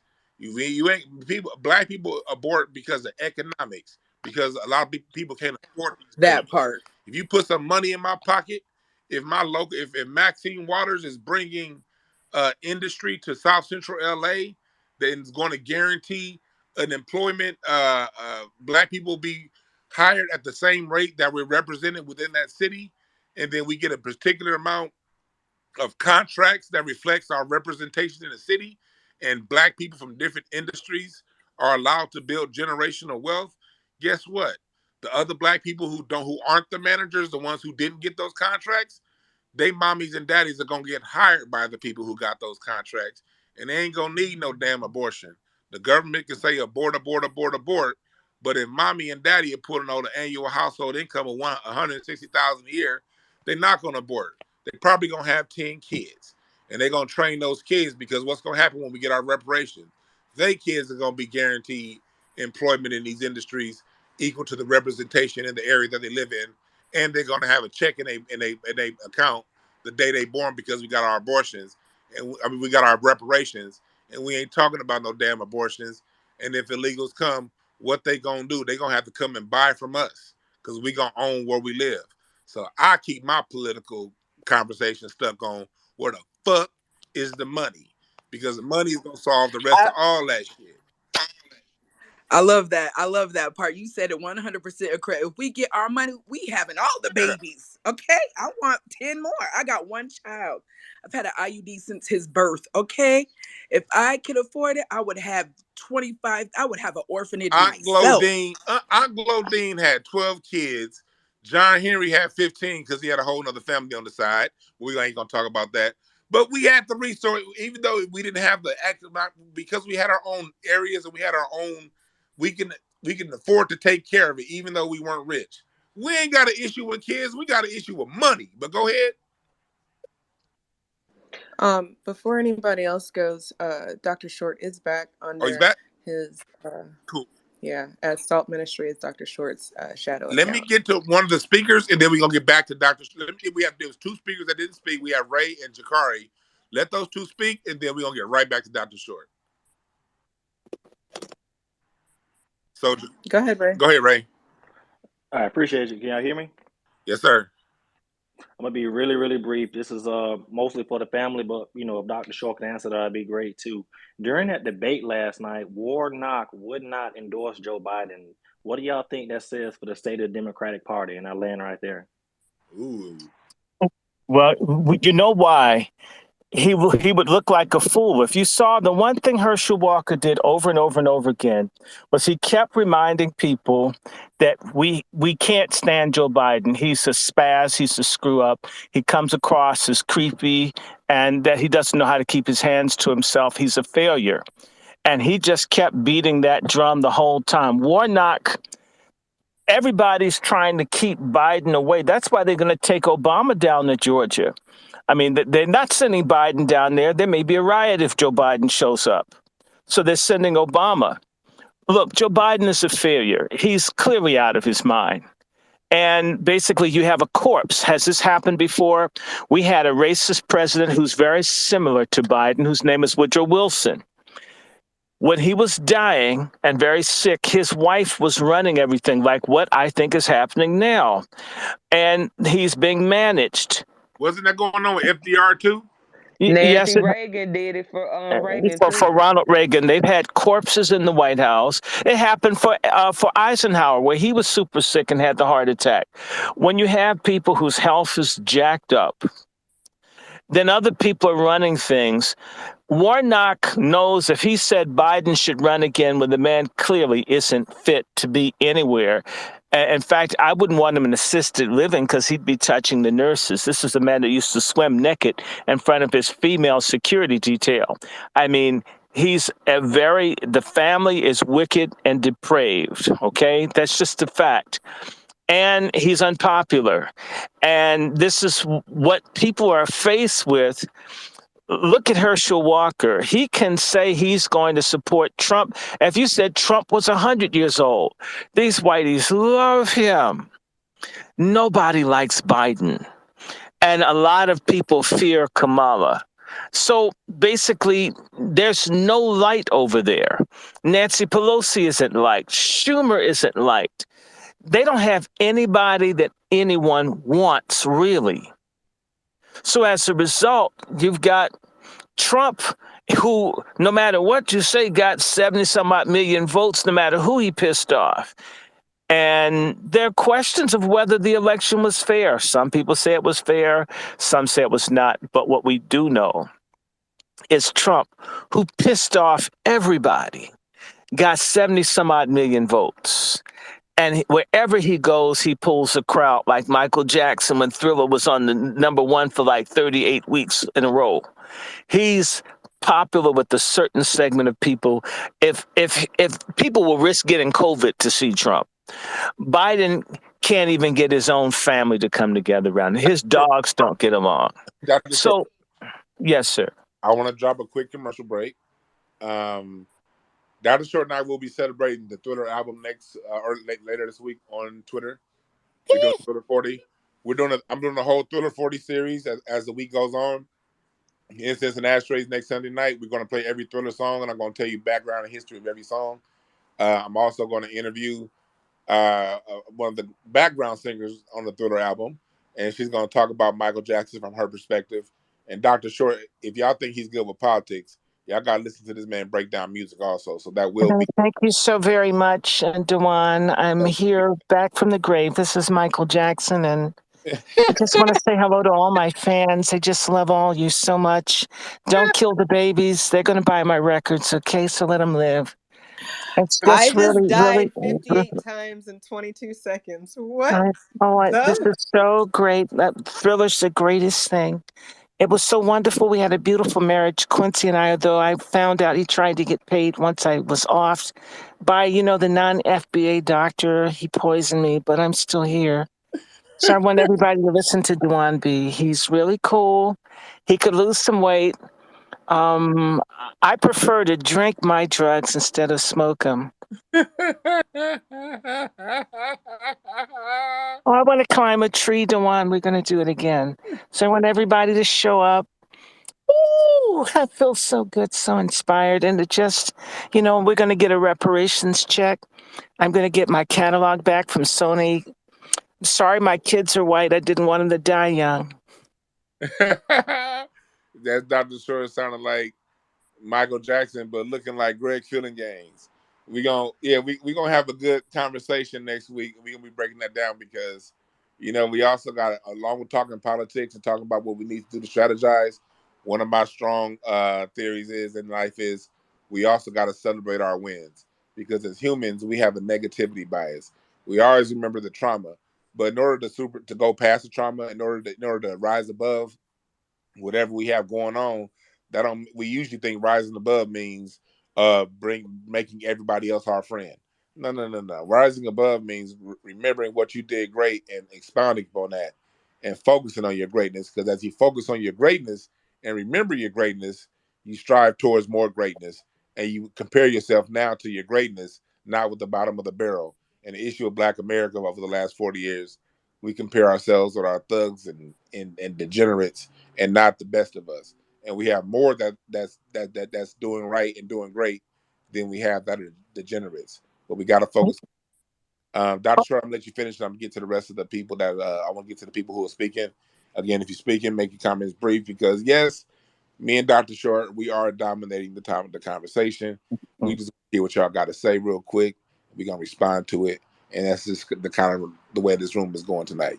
We appreciate y'all. But go ahead, Dr. Short. Yeah, Obama was the devil, and I just would like to do a threesome with Stacey Abrams and Michelle. I don't eat the same food as her, so I'm gonna have to have chef and fix some vegan food. And I don't know, I really love Stacey Abrams because I did a commercial for McDonald's for Grimace. They never released it. It's in the vaults, so I'm gonna see if she can dance to it. So let's just let the other people speak. That's fine with me. Whoever was next. I'm sorry. I was looking at the speakers like, who the fuck is talking? Like, what the hell is going on? And then it clicked. Dr. Short, you are a nut and a half. A fool. A straight up fool. Y'all know who's next. I think it was Jakari. It was either Jakari or Ascension. It's one of those two. Jakari can go as long as she's not going to talk about killing more Black babies. Okay, so I honestly didn't have anything else to say. I just wanted to, like, if we're going to stay Actually, I was topic, next, but I'll let her speak. yeah, I'm just saying I didn't have nothing else to say. My hand wasn't up, so I'm good. But like, y'all sitting here clowning people for the way they look, and some of y'all don't look too hot yourself. Who clowned you for the way you This- look, Jakari? Right. Please let us Not know. me, What's but y'all going talking on? about Hold up. Stacey Abrams and the way she looks and how Oh, like what she all effed up all the way around. She up here jockeying for Stacey Abrams and Yeah, jockeying for Black Death of babies. I mean, girl, get your head out your anus. I mean, really, that is yeah. your opinion, and that's fine. But don't come in here projecting that because we pro-life. It's freedom of choice, but it's pro-life. We're on the side of what God said is right. Because That's if God blessed me to have a life, I'm gonna bear it. Understand me? Unless it's rape and incest. Those should be the only two options to negate you if you choose to get rid of your life. Other than that, if you lay your ass down to get the feeling and the pleasure, you should bear that child. And yeah. if I you ain't wanna. I don't wanna. financial able, then that's on that. But I'm back to with the you. politics, the one. I'm sorry. I just I'm, had to Wazi, check. I'm with you, wazi, but I don't. wazi, wazi, Yes, sir. Yeah. The wazi. one. Okay, I'm with everybody, but yeah, I'm not about to let abortion take over the conversation in this room. Again, abortion is taking the last 50 years of our political discussion. It's not going to take 2 more minutes in my room. And if yes, I understand I'm not the best looker on earth, but I can't be hurt based on my looks. You can be hurt based off yours. So back there, Jakari, because you look like you look like you look like you walk the streets in India for a slumdog dollar. But anyway, um, so we're not about to have a conversation about abortion. It's not going there. We're keeping it where we're keeping it. If we're gonna talk politics, we're gonna talk about our tangibles. I'm not about to allow abortion to take an. I've been hearing abortion debate since I was a child, as we talk about abortion, my neighborhood was black when we were having these abortion debates. Now my neighborhood turned Mexican, and we still having abortion debates. Now the neighborhood's turning white, and we still having abortion debates. Fuck abortion. We're talking about other shit right now. So I want to get to ascension, and then we're gonna get back to what we talking about. I spoke my piece already. Thank you. I'll move Okay. down to listener. All right. Thanks. So yeah, Miriam, go ahead. Then we'll get back to Dr. Short. Yes, thank you, Dewan. I'll get back on topic. I'm just saying some things have to be addressed, but I know that's not what we're speaking on. You want to towards the politics of Georgia and those alike surrounding cities and states that is going through issues with the white supremacy as well as bumper classes like the Hispanics and the Asians. Even some of these Afghanistans that we don't, or Arab descent people that we don't even talk about, and Indian descent people, because they too infringes on our neighborhoods, and they also a lot of these businesses, like for instance, allegedly under the Asian establishment, they are often portion. They are some of the biggest growers of opium and of poppy seeds, if you will, them in Afghanistan or Iraq. They produce big amounts of heroin from there. You got Colombia, and then you got Mexico itself. And we don't address that enough. And now these people are getting into political realms where they are doing damage in Detroit. They're doing damage in certain parts of Illinois, especially Chicago, but even surrounding areas of Illinois. They're doing damage in Georgia. They're doing damage in LA. I mean, like you said, it's city to city, and it's actually coast to coast. They are doing a systematic movement as to where they're erasing, committing genocide, committing eminent domain, and all these other things against foundational Black Americans. Amen. And yes, and we don't want to take our eyes off the goals. We don't want to take our ears, our hearts, and our souls away from the front lines that we have to be fighting with and fight so many enemies against, because then we have to deal with tethers and everything else. Then a damn coon class within our own.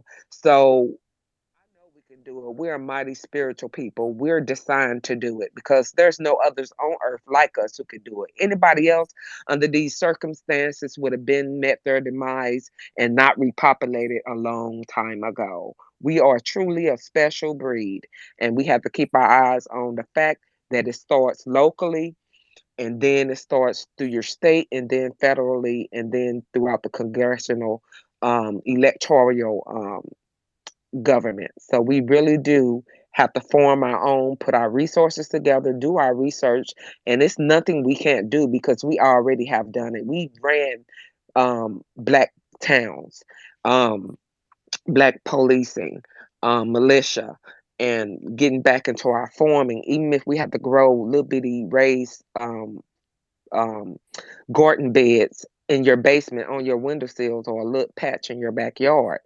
That's just, I feel that we need to just make sure we stay grounded and learn how to just study a little bit about living off grid, because things like Dr. Short and Dwan B touched upon earlier, yes, we throw a little bit of comedy in it with a little flavor and sauce because that's what we do as a spiritual people. We always do that, but we never take our minds and our mindset away from that which we know that we still have to push forward ahead, and that's staying prepared and reactive and conscious on all aspects of the glass, both looking in and out. And I'll yield the floor. I appreciate you saying that.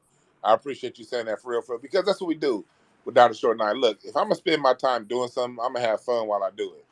And if somebody got something funny to say about me, I'm cool with it as long as it's funny. Just make sure it's funny. You know what I mean? Shit, I like laughing. I'm on 5150. You think any nigga on Twitter could say something that's gonna hurt my feelings? I go back and forth for like the greatest comic on earth on in front of 200,000 people. Can't nobody hurt my goddamn feelings. This shit is fun. And y'all be ignorant on there, but y'all Yeah, bust my sides with a little bit of, with a little bit of truth, but it be on point. be on point. Craig Facts would be on point. You know what I mean? So it's like I don't mind little jonesing in between what we doing. That's how we do as a people. You know, I was on the drums for the first time in a long time last night, improvising with a band I didn't meet any of these people before we played our first note together. We just said nothing more than hi. But the minute we started the music, man, it was such a good foundation of Black American shindig going on in there. Juke joint in South Central LA.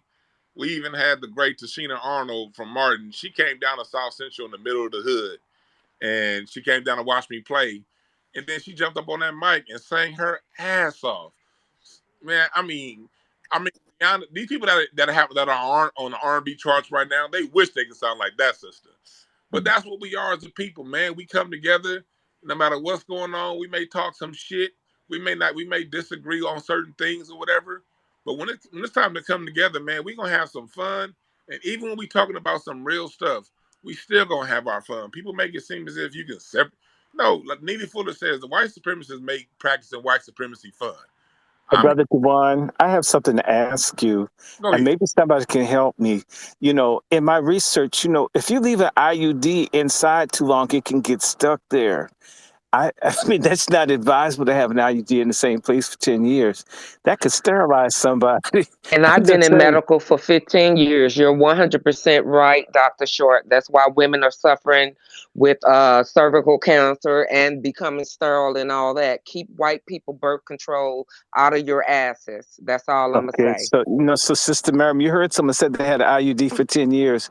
That was too much information, but for somebody that follows that stuff, that could kill you. And they are health professional. Jesus help me. Oh, Jesus, keep me near the cross. Hold on, I got to go back to Michael. Oh, my God. Oh, my We got to go at Lord. women in blackface. Oh my God, this is so incredible. We have to, save the children, have children. Okay, next question. Dr. Short, you're a fool for that, man. But that's what it is, man. We make sharing information and passing along what's going on politically. We make sure we keep it fun. Where else are you going to get some of the information that Dr. Short gave us today? Some of the perspective that you people in the chat room in the comments came in and made based on what you see going on in your local area.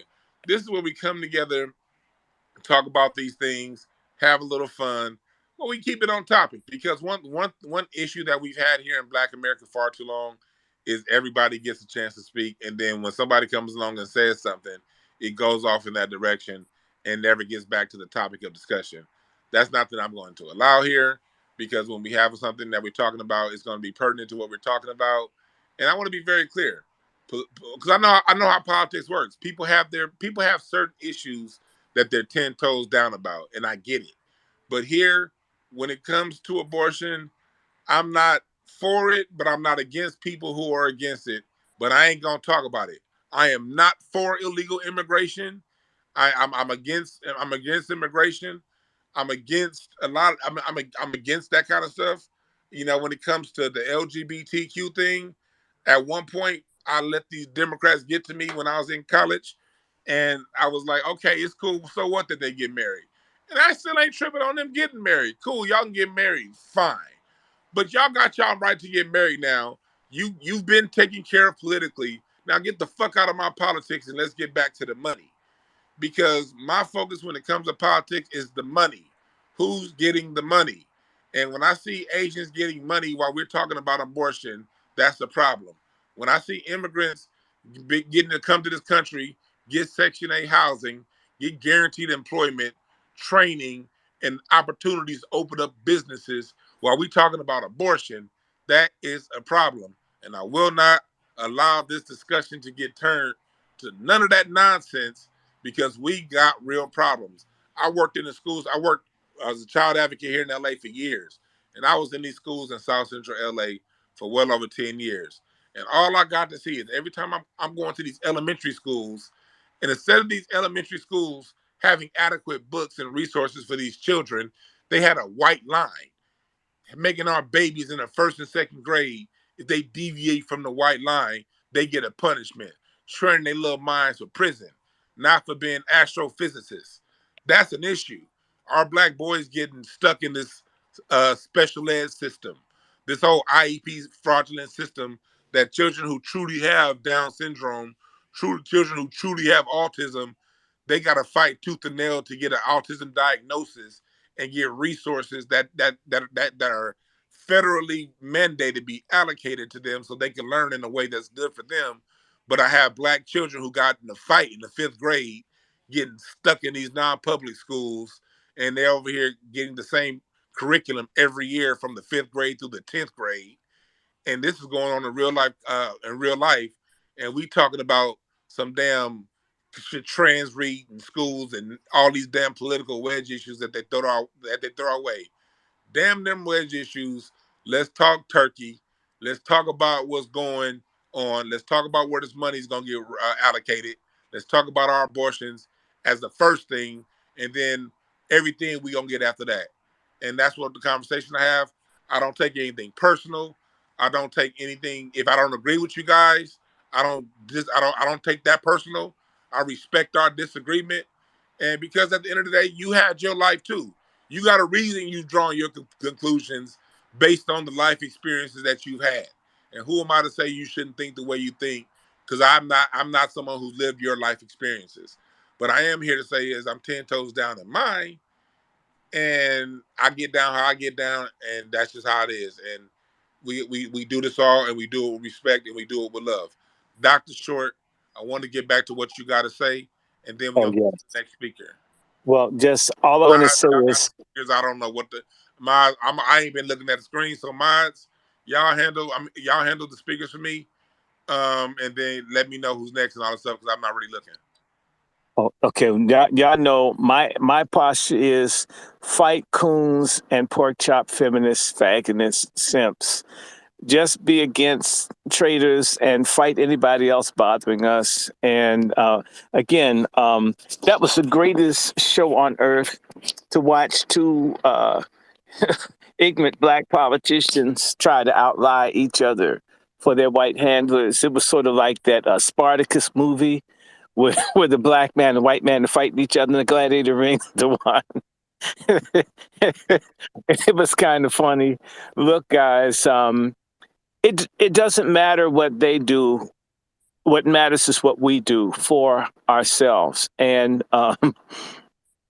just know one thing: the way that the Most High works is He adds and He multiplies.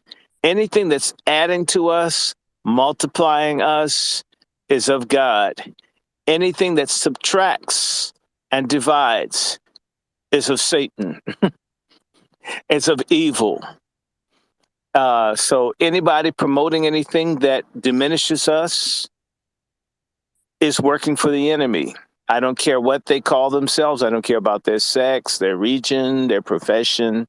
If you're increasing us and you're multiplying us, no matter high or low, you're part of the solution. If you are dividing and subtracting from us, physically, spiritually, culturally, economically, politically, you are an enemy.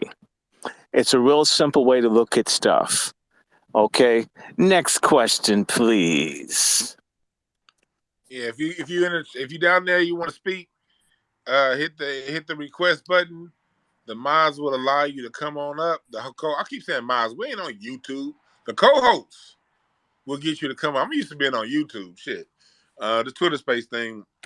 Y'all notice I don't really be in Twitter spaces like that. It be too much arguing and shit going on.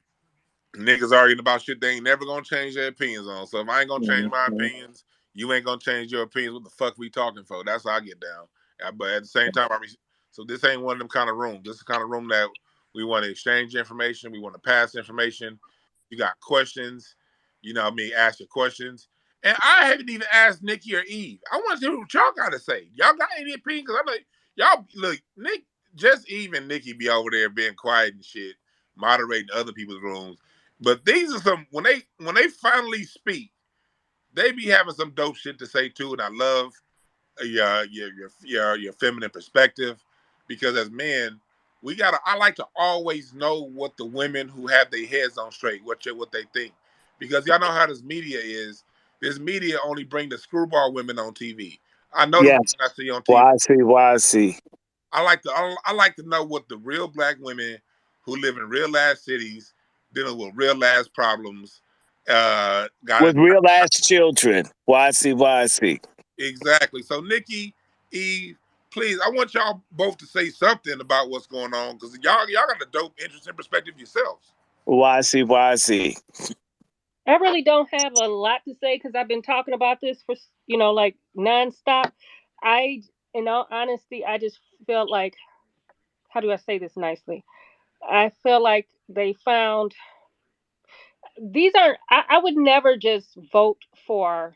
We're talking about the two candidates. We're talking about Warnock and we're talking about the other guy. The other guy, the coon guy. Both of them were coons to me. I just feel like both of them are just not very smart. I don't. I feel like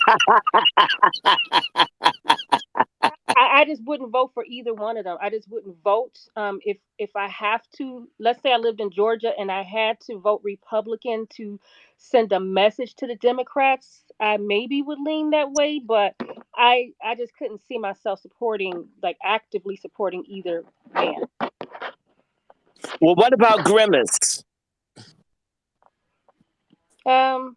Who's Grimace?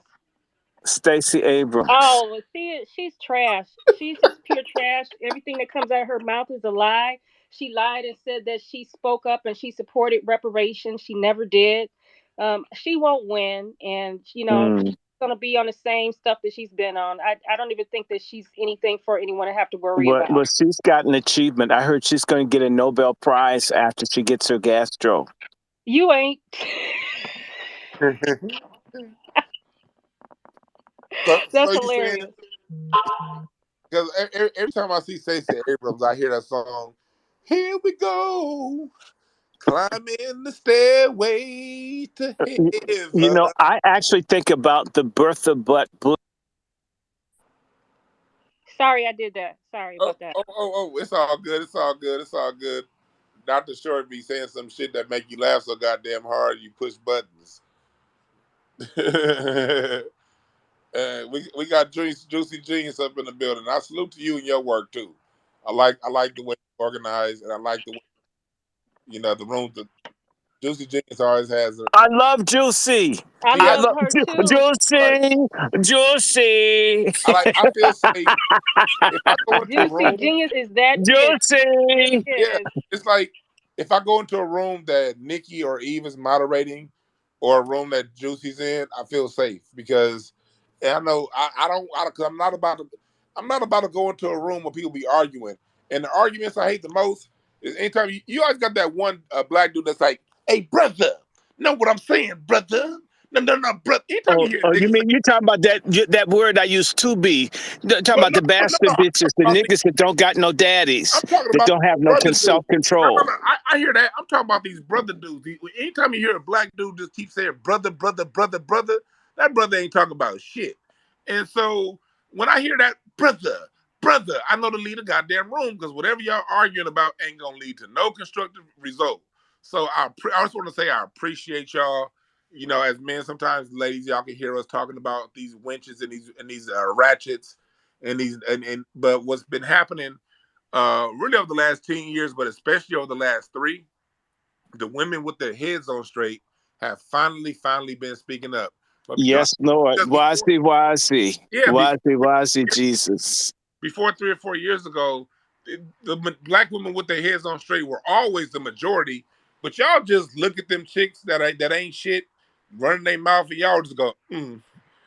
And if y'all know how black women do, y'all may not y'all talk amongst each other, but overall, black women get that look where they turn their nose up and they just go, Well, now you got black women with their heads on straight to 75%.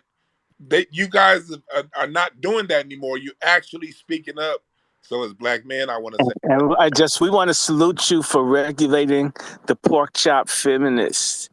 And we just thank you, all your work, and even causing Stud King to fail. I mean, you see, the more you guys deal with the pork chop feminist, the more we can deal with the fagonist, the bastard bitches dudes who, I almost feel relieved, that I don't have to fight everybody.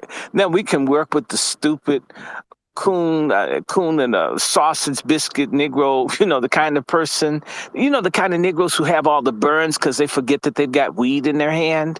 It's just really, they're that dumb. You see people, their fingernails are all burnt.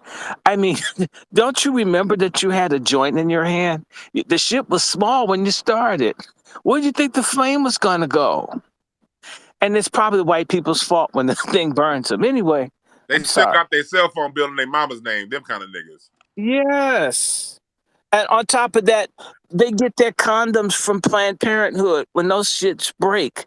I mean, the water balloons we played with as kids were better. I mean, but anyway, I'm going to just be quiet. Eve, did you have something you want to say towards it? Yeah, well, I was thinking maybe you were calling us moderators because the black woman moderator on the panel last night, she was pretty thorough. I liked how she was, no nonsense. But I was wondering, do they only bring out the no nonsense mods when it's 2 niggas going back to back? Because Yep. last year or in 2020, they just let them go on, and I was looking at my Facebook memories, and They had just Gwen how I was Eiffel joking the before. debate Gwen the whole Eiffel time. It was died. horrible. Gwen Eiffel died. Now, she was gruesome looking and she liked white women, but she could run a debate. I mean, I'm telling you, that sister had looks that could go on the janitor and the drum. Remember that thing you used to clean the floor with? But she always made certain that the debates were done well. I miss her. I used to serve her and watch with her white girlfriend. This is real talk. Gwen Eiffel was really good. She was good. And it's funny you said that about that because I did notice that it was like they like the image with 2 black men on stage. They like the image of black women, controlling. But at the same time, Right. She was very parental with yeah. them. She needs to be. Those dudes, you know what? I know Warnock has had some depends in his life. Okay. I know he's had some depends. And Okay. I'm not here to say it's a bad thing. I'm not here to say that at all. You know what I mean? But I was thinking on the imagery end because I don't think they would allow her to be as forceful if there was a white woman on stage. But Go ahead. you know what? Exactly. She wasn't forceful on Warnock. She did not come at Warnock hard. She dealt with That bad. basic. Well, does she need look? I used to work at Roy Rogers. You know, goodness well that he probably got that when he got one of those bonus meals. Okay, everybody knows that that thing is fake. She did clown him. But then again, I think that was some of him always being into white women. Black women don't forgive when these black men get rich and throw all their money at white women. So there was some of that too. Since you too good for black women, I'm gonna shut your ass down. So she, because black women be spiteful about that. Had he been a broke Negro, she would have been more understanding. But rich dude didn't have a white woman and people be still messing around. So, there's some of that too. You know what the rules are. So she was like, and she had to be careful because that dude has multiple personality disorder. It threw him off. He felt like beating up his ex-wife. He was listening to her. You could see he was, hearing that black female voice with authority. It was like, who was that's a, that dude probably hadn't been talked to his sister since before he went off to college and got drowned with the Sunshine Girls. So he probably hadn't had a black woman he had to deal with that much respect in a long time. I thought about this because not only did Herschel Walker play football, I forgot that going well into his 40s and early 50s, he still fought MMA and boxing. Herschel Walker was still actively fighting as recently as like 5 years ago. So it shows. He's had a lifetime of blows to the head.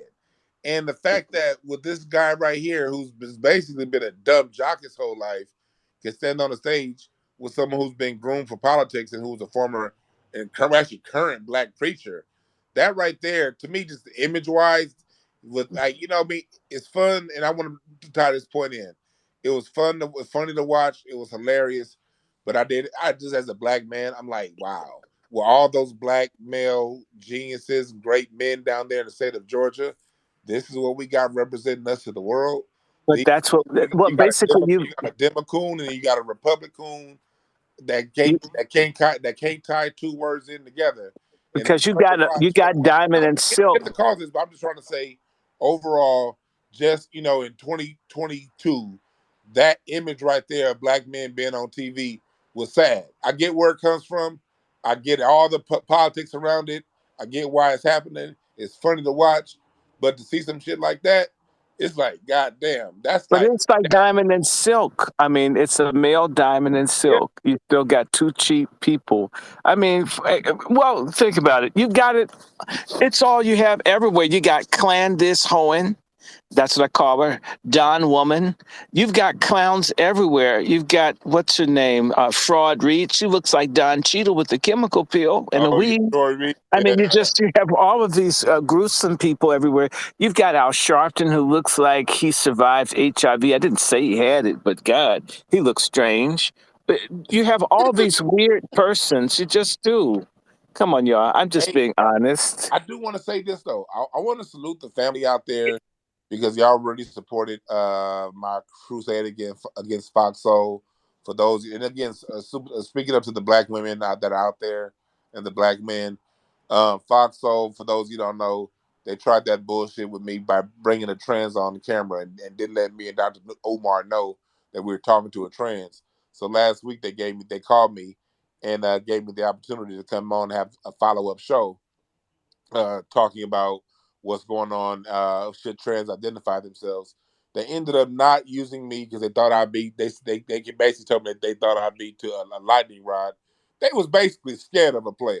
So they brought in one of my boys who's actually more ignorant than I am, and he lit their asses up. And then when my episode of 5150, when we lit them up, a lot of black women responded to Fox Soul. And I'm telling y'all right now, I heard from people who work in the higher ups at Fox Soul. Fox Soul is on their heels. They mad, they angry, they're frustrated because they tried to pull one with these trans people speaking for black people, and the black women spoke up and was saying we're not going to allow a trans man to speak for us. And the black men spoke up and say you guys aren't going to not be able to identify yourself. So I got a few different people who are work both at KJLH locally here in LA and at Fox Soul. When I saw them yesterday at the Taste of Soul, they told me about the noise that Cass is making over here on Twitter, Cats are making on YouTube. And although these people are trying it, because the grassroots is speaking up, those motherfuckers are afraid, they scared. And people was actually coming up to me laughing yesterday, like, D, you don't know what you doing to these people up here at Fox. So, but I can't say that. Praise the Lord. Everybody Pass the ammunition. us. And yeah, so Dr. Short, I'm glad I want to let you know that too. Like with that episode of 5150 I did. Yes, sir. The episode you and I did when we talked about that got over 58,000 views.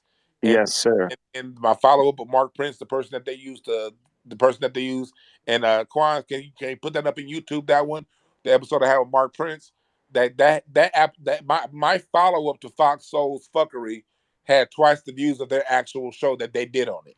So that's the Mm. grassroots. So I want you guys to know that these Twitter Spaces, these conversations that we have, they do not go unheard. We have the people at Fox Soul shook right now because of that bullshit they trying. Go ahead. Mhm. And I want to say to everybody that one, I want to thank Brother Tahir. They made a donation. Thank you. It didn't have to be that big. I mean, you know, but I thank Brother Tahir. They were saying, "Oh, I wish it could be more." Look, whatever it is what it is. Well, that was an accident down the short. Go ahead, keep going down the short. Keep going. But you deserve whatever the hell it was. But go ahead down the short. Yeah, it was a blessing. No, this man has a wife that's sick. So to me, I don't want nobody to have anybody be sick. You know, I can't stand crooked, no good nigga preachers. So I'm not that kind of person. But thank you. If you don't have it, don't do it. If you do, do it. Bless us. Remember, Brother Dwan needs your subscription on his YouTube channel. And of course, for me, I got my books out. There's another film coming out, From the Soil, with Chef C. I'm in it. What's his name? Brother Tariq Nasheed is coming out with the American Maroon. I'm in that one too. And of course, I got my two books. Of course, just look me up. Please buy a book or whatever as we work, as we do. My Lord, thank everybody. I thank you, Sister Eve, Sister Juicy, Sister Nikki, everybody on there. I thank Chef C. I thank Tariq Nasheed. And again, bless folks telling the truth. Trust me, they bother us. I had to switch phones. If y'all notice, I have a different icon.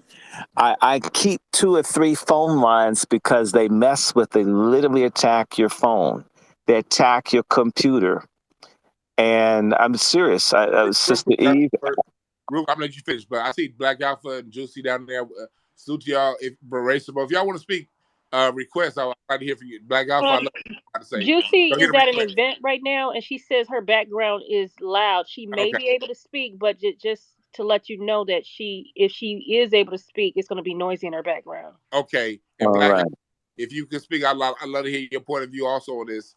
But go ahead. Go ahead and finish cooking, Dr. Short. So I wasn't cooking. I was just doing a commercial. Yeah, I know how. Definitely blessed Dwan and I, because I know we raising hell.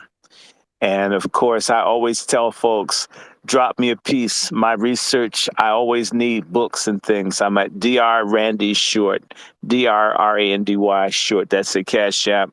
WRandyShort at Gmail is my email, and my Zelle for PayPal. So you can hook me up. And it doesn't have to be a whole lot.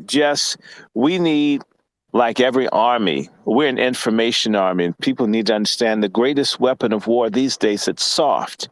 It's media and propaganda. That's why they bother us.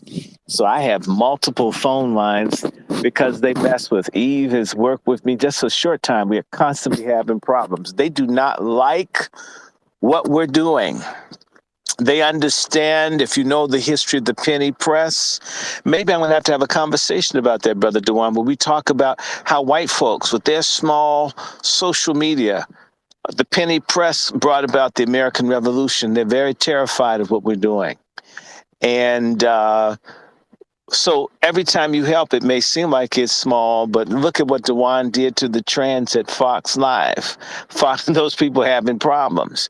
We are shaking things up every bit at a time. I would love your help to continue to raise as much hell as I can. And so bless me, Dr. Randy Short.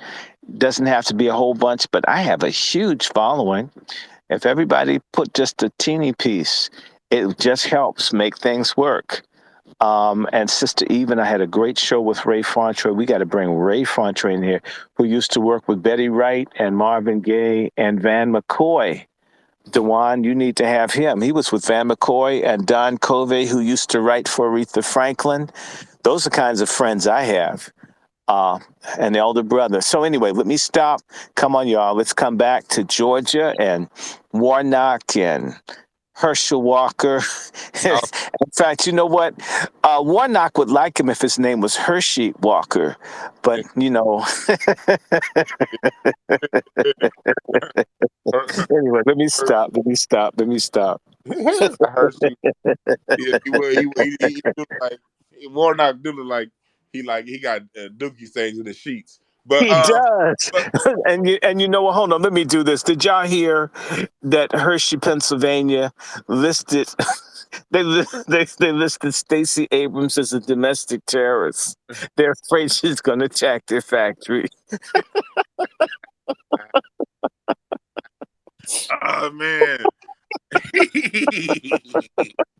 Hey, again, if you knew the Dr. Short and I, man, we have fun when we talk politics, man. We don't take none of this personal, you know. And if you're the kind of person that's real sensitive, you got sensitive ears, and hey, I respect Mhm. everybody's point of view, but this may not be the place for you. But if you can take a little jiving around with your politics, this is where you want to be.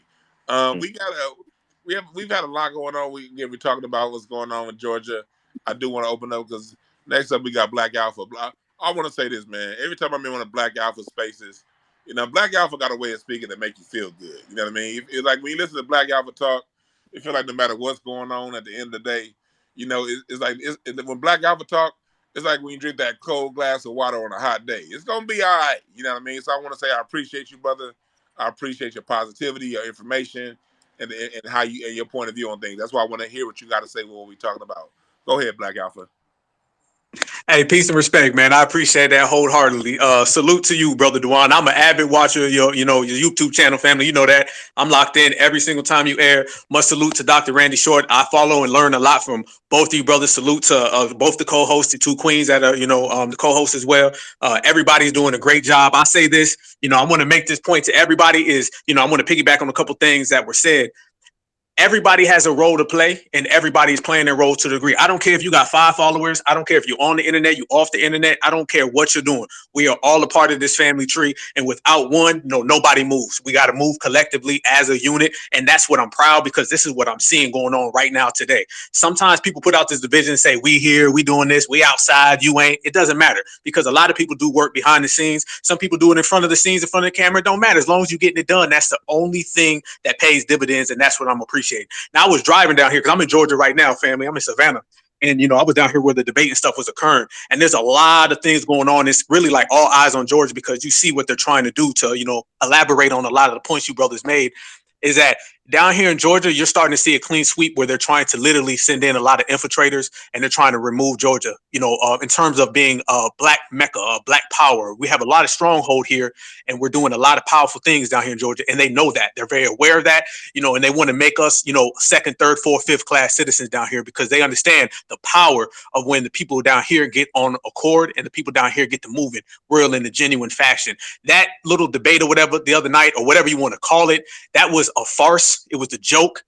Those are probably 2 of the worst candidates I've ever seen. Neither one of them at all spoke to us. So it's more of an onus on us to continue to do it on the black grassroots level. And I want the whole world to know it's all eyes on us. It's all eyes on us. When these politicians are coming out and they're using all of our terminologies to what our brother Dwan B just said, they in our Twitter spaces, they're in our gatherings and they watching, they looking, they learning. The terminology thieves. They were never talking about tangibles until we said tangibles. They weren't talking reparations till we said reparations. They're not talking about foundational black Americans until we started saying foundational black Americans. If they had their way, they still be saying minority, people of color. They still be saying African American. They would have all these other terms that are not terms that have been sponsored and sealed and certified by us. That's why I like to say the term certified foundational black American, certified American freedmen, whatever you want to use, as long as the term is showing you there's a difference between the grassroots and the mainstream. Right now, the black grassroots is whooping the mainstream's ass. We wrapping circles around them, straight up rectangles, squares, triangles. We got them against the ropes. They can't deal with us. There used to be a time when the black mainstream with all their money and all their finances and the dominant society giving them butter biscuits with frosting on it and sprinkles and all that shit, they used to be moving things and they would be speaking on behalf of us. Now it's to the point where they have to address what we say. whatever we say moves and whatever we say goes. Stacey Abrams just put out that whole little statement that she made, and she was doing that based upon what we're doing because they see that it's not going. If you guys remember a few years ago, they were saying Black Girl Magic. I haven't heard them say Black Girl Magic because our certified sisters put it into that because we understood that that was a farce, that was a play, that was a gimmick, and we put it into that. All the slogans, the yes we cans, and all those trick bags that they used to reach into, that trick bag is empty. There's really nothing that they got moving right now, and that's because certified foundational Black Americans, or whatever you want to call it, we are pushing and we are moving. Do not be disparaged. Don't let anybody make you think that we're back against the ropes. We're moving at a good level. Of course, there's always going to be issues. There's always going to be problems, but we have the wherewithal. We have the passageway on how to solve it and to get it figured out. And I have a lot of pride for that. Like, that's what my brother Dwan B was saying. I always try to approach it from the positive level because I'm going to tell you like this. In this journey, you're going to have to be positive. You're going to have a positive approach to one aspect. You're just going to have to, because once you start getting defeated, they got you right where they want you. And I'm going to tell you right now, they ain't got us where we want. We out here family tree strong. We're really out here doing it. There's people right here on the East Coast and West Coast. Dwan B, you out there on the West Coast. I'm out here on the East Coast. We got brothers up north, down south. Dr. Randy Short. We're all here matching notes, finding out the way to do things, finding out how we can operate, how we can function as a family unit strong. The tighter we are, the more afraid they are. The more codified we are, the more afraid they are. So the fact that they got to come to us with these games, it shows y'all that we are pushing in the right movement. We're pushing in the right level, and that's socially, that's politically, that's personally, that's privately. We're getting it done in every corridor, in every aspect of society, and we're doing it in a real effervescent fashion, and they cannot make us fold. So in terms of the political power that we're getting, let's just keep doing what we do. Let's stay focused. Let's stay laser focused, super sharp, and everything that we get, everything that we aspire to get will come our way. And I salute everybody on this Sunday. I have to get back to things, but I had to tap in with you, brother Dwan B. Much respect to you, Dr. Short. Much respect as always. And everybody stay safe, stay vigilant, stay real. I appreciate you, man. I told you, every time I hear Black Alpha talk, I be hearing that song, Ain't No Stopping Us Now. And I got that word, Dwan. With one point that Black Alpha made, I want to expound upon, and I'm getting right back to you, Dr. Short. He made one point as far as the people in there that be in here listening, and I made this point before I lose it. The people that be in here listening, yes, you will take our verbiage. Yes, you can understand it. You're gonna say things that you're gonna find words that will make our ears buzz. But let me give you a quick little warning. It's like music. You ain't got the funk. The funk is something you're born with. And the funk is something that we all feel when we listen to you. And like when we playing music, we know the difference between when we listen to authentic funk and white funk. The notes are all the same. The tempos may be the same. Them white boys can hit every single note perfectly fine, and it sound good and it sound together. But it ain't funky because they ain't got the feeling. And that's when y'all talk. We know when y'all Hello? Hollis, I'm on the radio. What's going on? I don't know. It sounds like somebody's phone ringing. But y'all ain't got the feeling. So y'all can keep imitating our words. Y'all can stay in these spaces all y'all want. But y'all ain't got the feeling. And all we need to do is listen to y'all talk for 5 minutes and know that you ain't the real deal. And I want everybody listening to tap into your feeling. The same feeling we have in our music. The reason why our music translate is because it's the feeling. It's the feeling is the reason why we love Aretha Franklin. The feeling is the reason why we love all of our greats. And that's the same way when it comes to these people speaking. If they saying all the right words, but they ain't got the feeling, trust your feeling and go to where you know where the feeling is. Go ahead, Dr. Short. I think Dr. Short's in the Matrix. No, I'm not. I'm not in the Matrix. My boss called me. Oh, that's my boss is a professional Black woman. You better take that call. Yes, okay, I'm not gonna get my ass kicked. Okay, I have good sense. Okay, I denounce feminism until it comes down to money. Then I know my place. Okay. Oh my gosh! Oh my gosh! Let me call. Can I call you back, boss? Please, please. Yeah, oh, absolutely. Okay, absolutely. thank you. No I'm not fired. We have permission. Okay. We have permission to use this document. Okay. All right. Bye bye. Oh my. I'm sorry. Don't tell the feminists. I'm gonna put a hit out on anybody that tells any feminists that just happened. All of you guys are gonna get in trouble. Okay, y'all forget. Oh my God. hold on, I got to do something kind of like hard to like not look like a simp. Anyway, no, my boss is a good sister. My boss is a good sister, but when they call, I got to take that to one. My boss is a good sister too, and my boss is a black woman. My wife, Okay, my wife is the boss. She take. it's it's I be it's doing it's all a y'all talking it's shit. She it's called. a Hey, lie that I don't work with sisters. It's a lie that we brothers like us don't work with sisters. My boss is a sister. My publisher and my protector is a sister. Wazi to her too.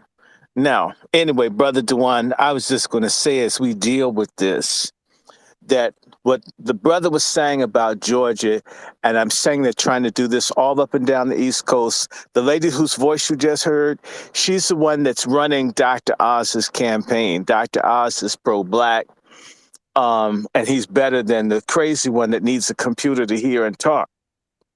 They're trying to crush black folks in Pennsylvania, snuff out what's left of black Philadelphia and black Pittsburgh and Harrisburg.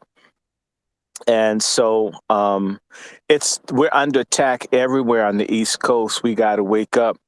And nope, it's not one party or the other. It's what you can get. We have to get our stuff. You know, my word is MFM, motherfucking money. And yes, I said it on Sunday. And my people being broke has got me cussing on the Lord's Day. And I'll do it every other day too. We need our money. We need our power. We need our unity.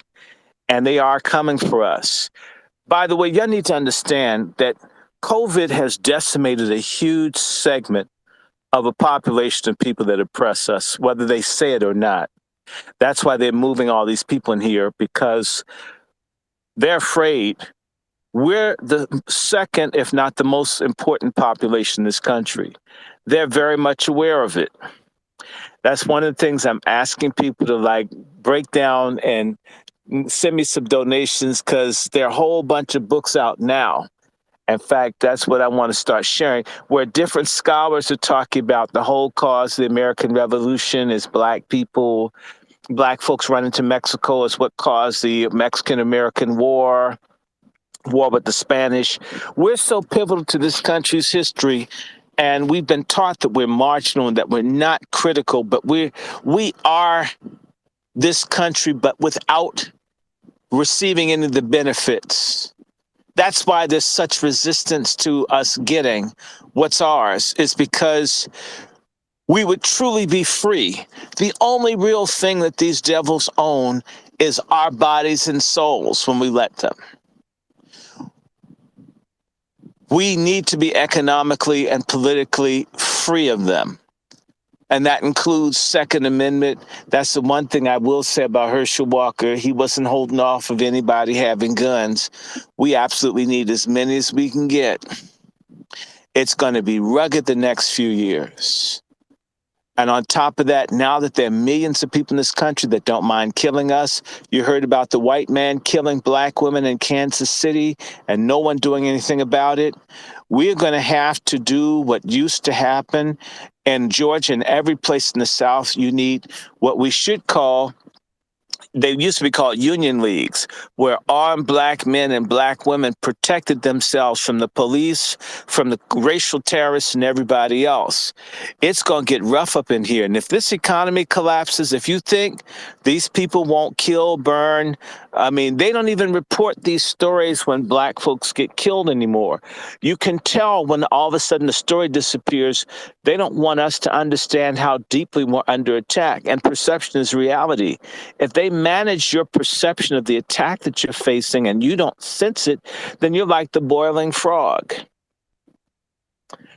And this is why they will keep Don Woman on television. This is why they have Al Sharp crap on television and all these other people. It's to manipulate us. Or the great pumpkin who blocked me, Rollover Martin, who, I'm serious. I mean, he looks like a pumpkin had an abortion and he survived. I mean, just really wake up, people. He looks like a black version of Cartman on South Park. Yes, but you know what? At least Cartman is cool, and at least Cartman fights for white power. I was gonna say that actually is a horrible comparison because Cartman, it speaks up for his people, and Roland. Yes, he does. That's what I was saying. What I'm saying. But they whine the same way. People like come like, man. That's how Roland sound with the Democrats. I want a donation, man. I don't know. Mhm. All right, maybe. And He I don't know doesn't why have a neck, so I will give you that, Dwan. Wears ascots. He's so fat you think it's a bib. No one thinks that it's a style thing. You know what I'm saying? And by the way, Stacey Abrams is so fat, she thought the Golden Gate Bridge were her dentures. I mean, just these people are disgraceful. See, people not used to the dozens that raw love that we have for our people, Dr. Short. That you can just drop one on them, and it's not hate. I would love for her to lose 2 people, and then she can be healthy. Well, you know what? The thing is that I thank God that Stacey Abrams is fat, because if she were like shaped like Beyonce, all the black men that think with their genitals would be voting for her. So the best thing that ever happened to her is that she's fat. It's the same way I had this nigga preacher try to come at me for talking about Kamala Harris. And he says, you need to stop judging her. I says, what do you mean judge her? He says, the only thing good about her is that she has been a hoe. Okay, that's the only thing that you could like about her, honestly. It's not her intellect. I'm telling you, I've seen coat racks, hat racks with more brains than she's got. I'm just telling you. I want to say one thing about it. Look, speaking as a fat person, there's no such thing as fat shaming. If you're ashamed of being fat, lose weight. It's that easy. And the other way I look at it is this: we're not just keeping it to fat people. We talked about Wes Moore. He over there looking like a black Patrick Stewart. We talked about Mhm. it's not just fat. We talking about Lori Lightfoot. She looks like she's gonna be in Tales from the Crypt 18. It's not just. Wait a minute. She's a hobbit from Lord of the Rings. She looks Jesus, I'm just telling you, precious, precious. Lori Lightfoot. Lori Lightfoot looks like Sam Cassell, former Houston Rocket. So Mm. and why are we talking about these people? Because I like to make this clear every time. Dr. Short and I agree on this. This is something that we talked about years ago. Black people who take money and notoriety and use that fame and use that power to throw the greater good of black society under the bus does not deserve our respect. I want to make it very clear. We're not just talking about these people because we're here to talk about them.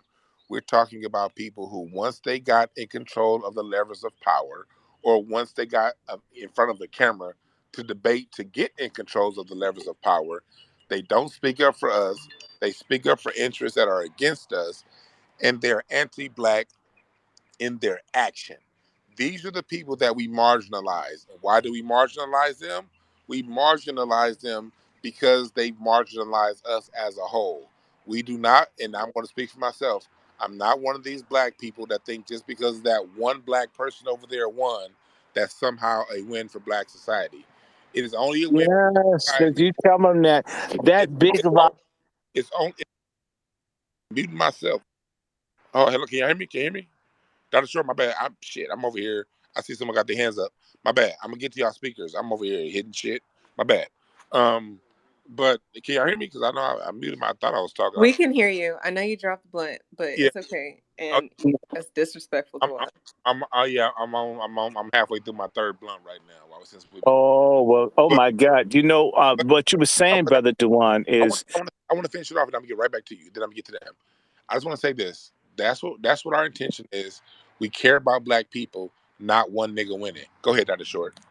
and see what you need to understand, that the lobster and the porterhouse steak that Karen Bass ate can't make me shit.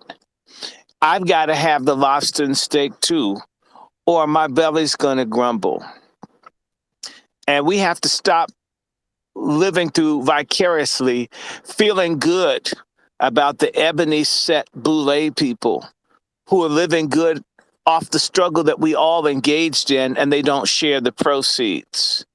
Okay, that trickle down shit didn't work with Reagan, and it definitely doesn't work with Coons. So, the lobster that you ate will never make me shit. I need a lobster too. Okay. And we need to understand that there's a lot of stinginess in our community by folk who get the privilege. They're not sharing. They're even giving jobs and stuff to other people. We're being betrayed. If I told you stories of stuff I've seen where a certain type of black would hand something to a foreigner or whatever and wouldn't consider it going to in fact, I'll give you an example. There's a half-breed professor who's dead. When he died, I said he died from black self-hatred. He's a black historian who was at Harvard.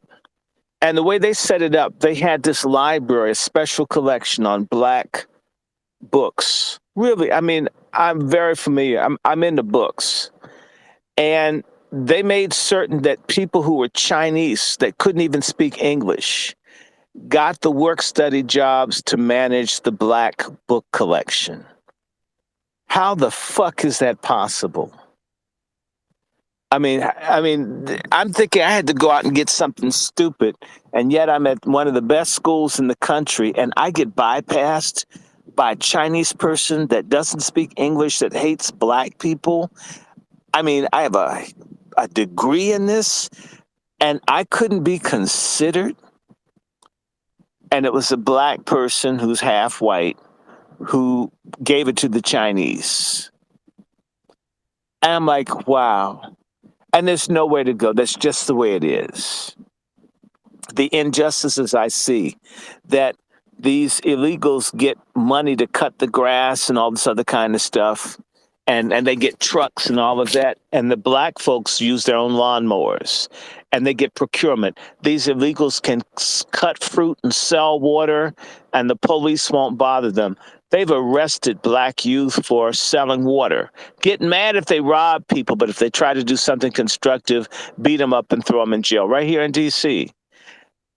And these are sellout boule trash doing this, giving stuff to other people. If I told you just all of my life, I'll give you. There's a thing called the Children's Defense Fund, started by a black woman named Marion Wright Edelman, who's still alive. She called me to work for her when I was a student at Harvard. And I was like, cool, I'll get a job. I can make a difference in my community, be a concerned black man, concerned about black children and youth and black mothers. I actually do give a damn. And I'm talking about 1989, 1990, right? So, wow, I'd be doing stuff, policy. I can make an impact, make my degree, serve my community.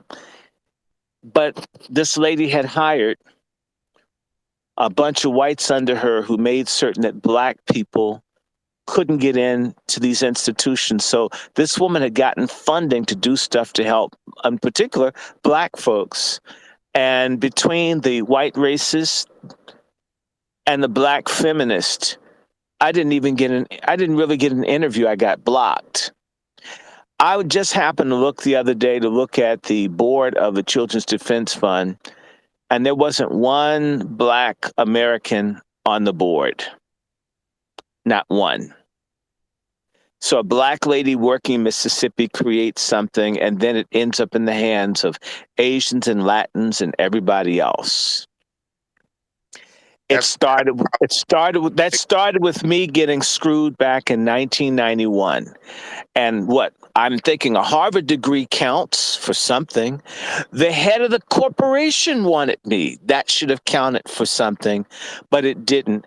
And this is what's happening in this generations, that's 30 years ago, how we're systematically purged, and oftentimes boomer coons or kumbaya coons or people of color coons, they cut the rungs off the ladder so other generations can't climb it. The immigrants, the illegals, and other people are not like this. Okay? I can spend hours telling you how things were denied to people I saw that they deserved, that they should have had a shot at. And oftentimes it's a a black person that's a kumbaya who worships tethers and they hate FBA kids. I see it. I've worked as an educator. This is criminal. We have to stop this, even when we're the majority of the taxpayers in certain places. We get nothing out of it.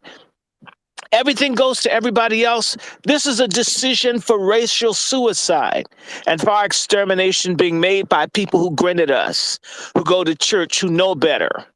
Until we kick their asses, we're in trouble.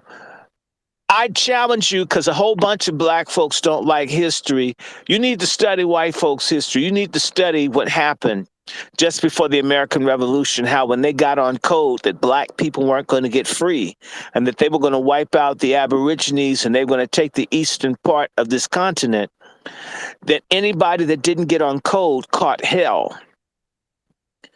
We have to start punishing people like Stacey Abrams. Punishing folks that think that abortion is cool and that killing a black baby is better than the baby being adopted. I mean, where the hell does that logic come from? Real talk. I'm not gonna be here too much longer. So we got 2 more people that we're gonna take. Please make your comments brief. I don't want to do any more long form comments. So I want you to ask Dr. Short a question or me a question, or make a brief comment. And I see Sister Sean. Yeah, we're gonna get to April. April was here first, so we're gonna get to her. Just make sure you keep your comments brief or your question brief, because I'm gonna wind this room down pretty soon. But go ahead, April. You're first. I'm going to go ahead. First, thank you, family, for allowing me to speak. Peace, power, and reparations to the people. I am going to go ahead and yield to Sister Sean, and I'll follow up behind her. I don't have a question. I just have a statement as a Georgia constituent. Thank you. I'm going to go ahead.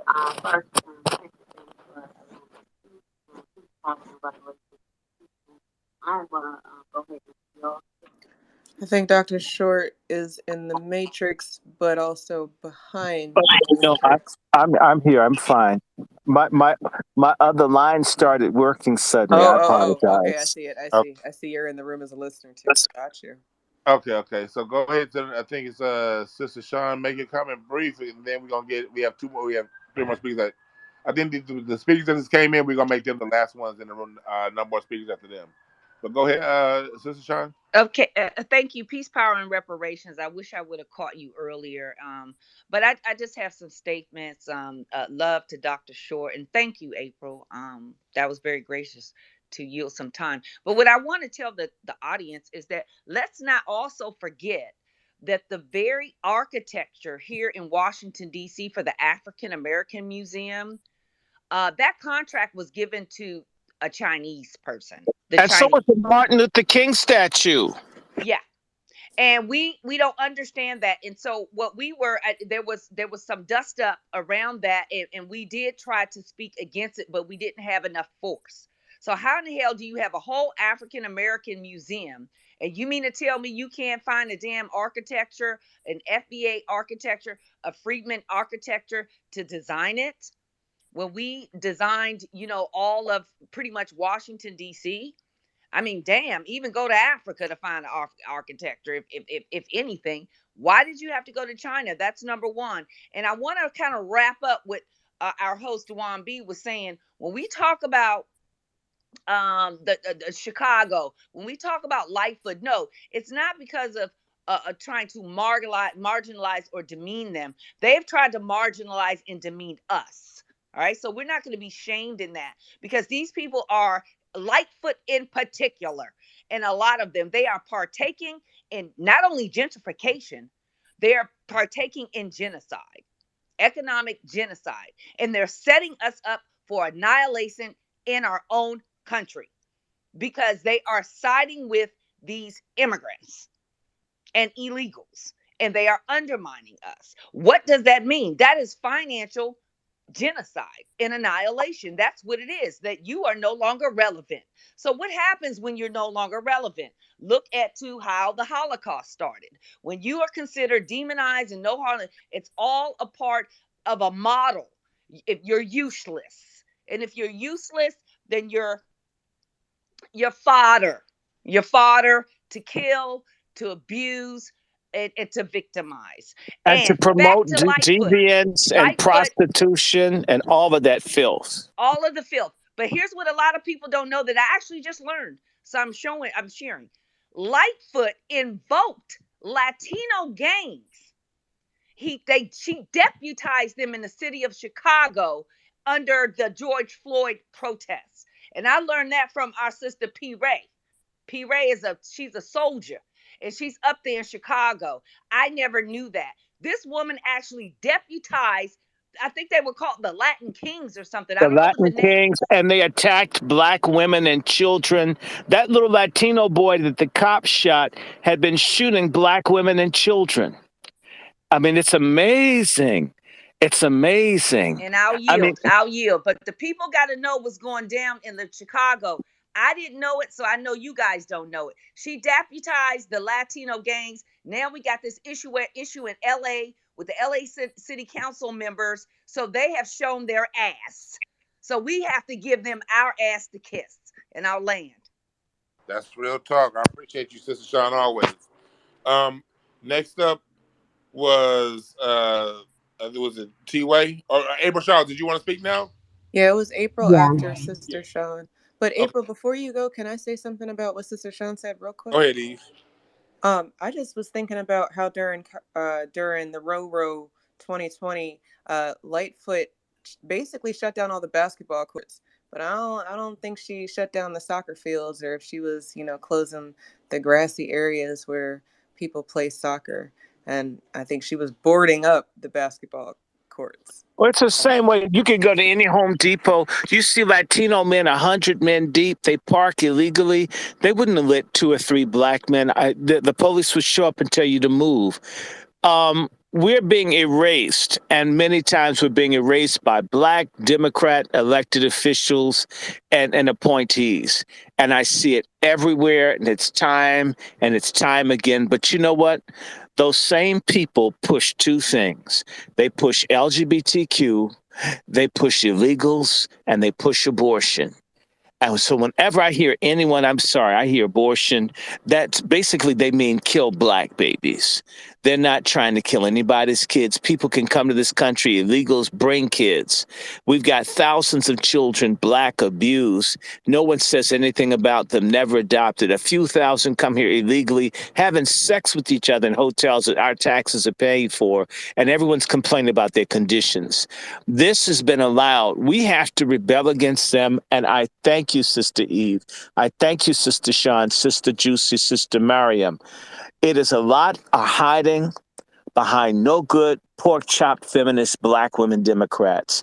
And I beg you, my sisters, please tear them down, because when we men speak out against it, we're called anti-woman, we're sexist, we're gay, whatever. We can't even, it's interesting. Everybody gets to talk about folks except for black men. That's why I speak as I do. Go ahead, next person. I'm sorry. Real talk, sure. That's why we speak as we do. You know what I mean? Because at the end of the day, I'm not gonna be silenced, and I'm not gonna let nobody tell me what I can't do. Because as long as I got turned on TV and watch 2 men kissing on every damn TV commercial, they don't give a damn about my feelings. That shit makes me gag, and I have no issues with LGBTQ. But when I had a thought of 2 men bumping skin, that shit, I'm straight. That's weird to me. But that can be weird to me, and I still respect you for what you do. You know what I mean? So, but y'all don't respect my sensibility, so I really don't give a damn about yours. When I see black people that are running for office and they talk about immigration and they ignore homelessness here locally, I just don't care about you enough to care about how whatever I have to say lands, because the decisions you're making are affecting me economically. But I do want to keep it moving, because we about to close the room out. I'm not taking any more requests. We're gonna get to the last 2 people who are in here who have their hands up, and then we're gonna close the room out. So Eve, Nick, whichever one you said was next, they next, and then go ahead. I got a quick question. You can make me. You can be the last speaker. But I have a quick one. Go ahead. Now, Dr. Short, do you have any aspiration, or could we convince you to run for office, or Have you had any kind of contemplation of that? Oh God, I don't think Political aspiration? Yeah.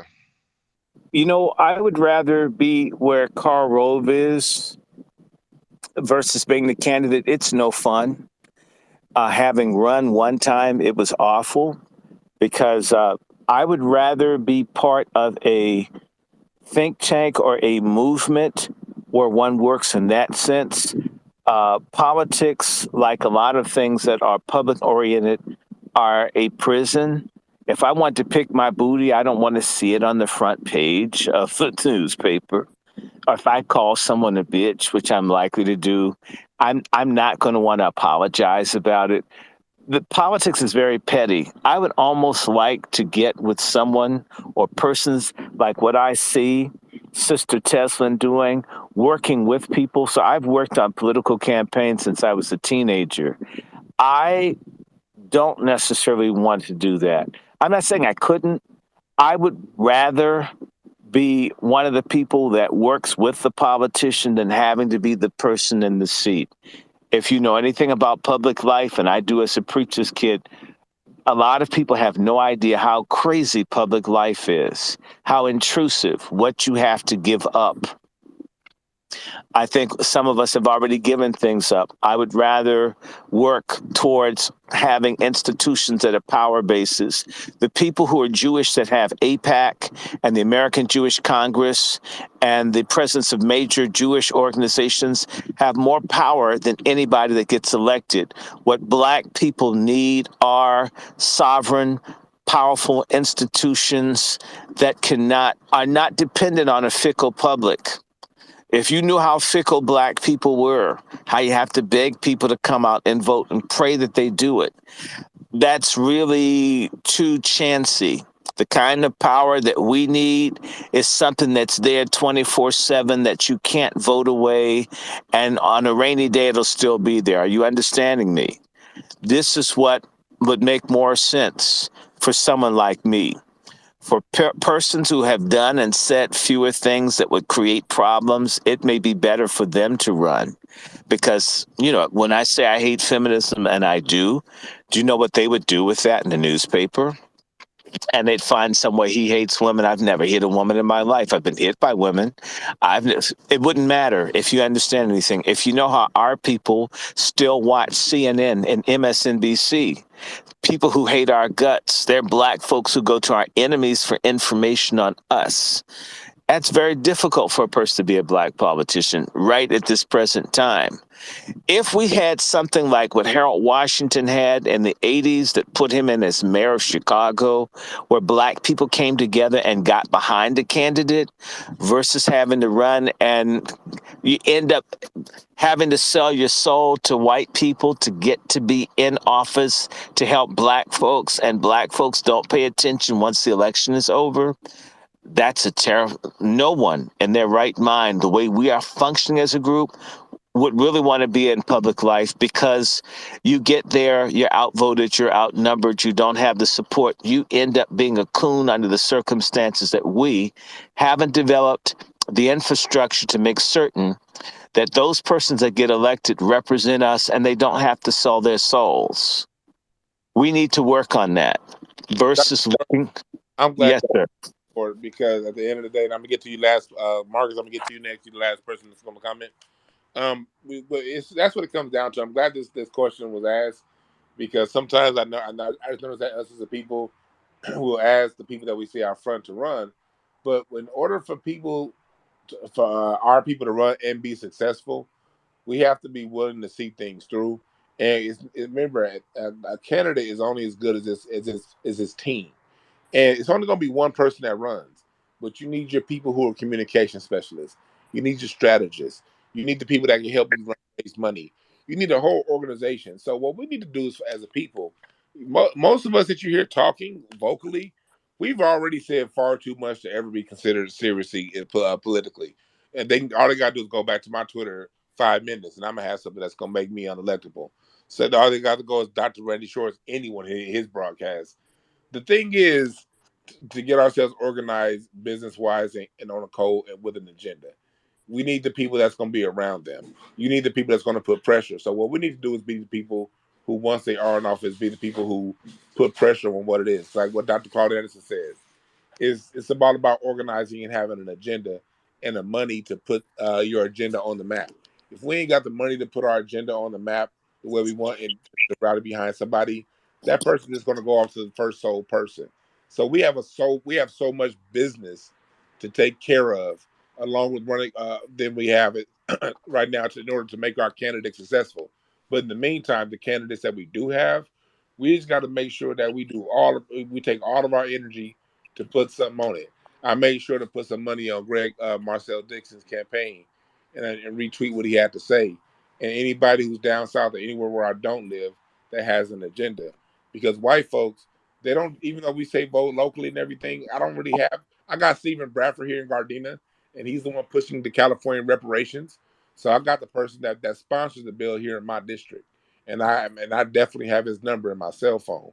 But for those of us who aren't in position and who've said too many things to vote, make sure you keep the people in your local elections accountable. But when you see a black person running locally, nationally, still donate, because a lot of these local elections, a lot of the big money that's coming in local elections nationwide come from out of state. So that's something that we got to do. We got to focus on those who are out there doing everything we can to resource those people with whatever way we can, even if it's just a retweet or a $2 cash app. I want to get to Marcus, and then I'm gonna let Dr. Short close it out. Go ahead, Marcus. Yes. Thank you. Thank you for putting me on, Brother Dwan B. And you happen to be in my home city, so shout out. Let me tell you, when it comes down to all of these different conditions that we've been put through, everything that we've been denied, let that be the one thing that drives us with determination and boldness, knowing that we've been disrespected all this time long. We've been disrespected. Laws have been broken and order continually broken for more than a century in order for them to get equity off of what our ancestors did and off of what our grandparents and great grandparents did, because it didn't stop and it never will until we get on code and earn our respect amongst each other and demand our respect from them. That's what I'll say as far as that goes. And I'd like some of that information on brother down there in Gardena. I'll land my plane on that.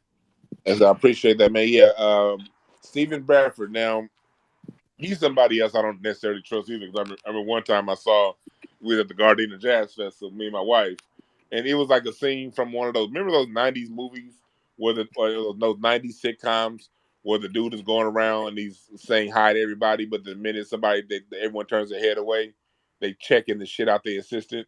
Like in "Don't Be a Menace" when Lester Berry was preaching, and then he was like, "Man, go in there and get that money," and then put the fake smile on. I had a situation happen like that with Stephen Bradford. He was walking through, he had a cigar in his mouth, and he was shaking everybody's hand. And he has that black voice where he talks like this. And how's the residents of the Gardena Jazz Festival doing? Yeah. And then the minute he didn't see nobody looking, me and the wife right behind him, he don't see us. He went to his assistant, and he told his assistant, "Man, if you don't get these niggas away from me, man, I'm trying to hurry to get to my motherfucking car."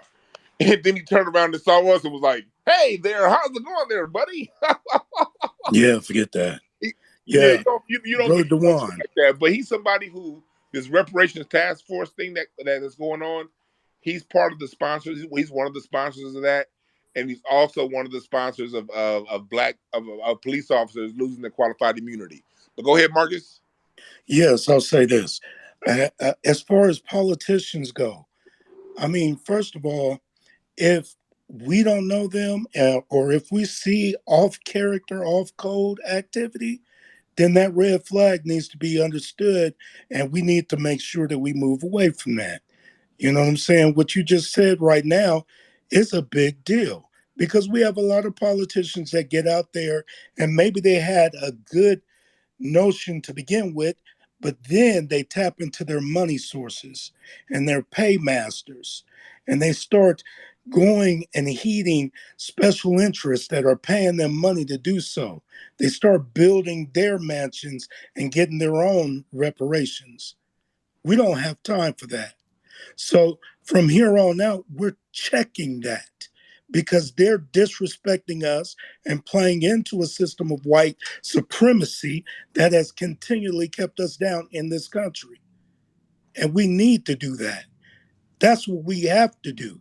And as far as broadcasting signals of those that speak the truth, Dr. Short, whether it's Tariq Nasheed, whether it's Dr. Professor Black Truth, Jason Black, any of those and more, we need to boost that signal. And not only boost that signal in how we deal with one another. Talking about, just going out to eat. You might want to go get something quick to eat. Search for a Black establishment. Check them out. You know what I'm saying? Because if we don't, who else will?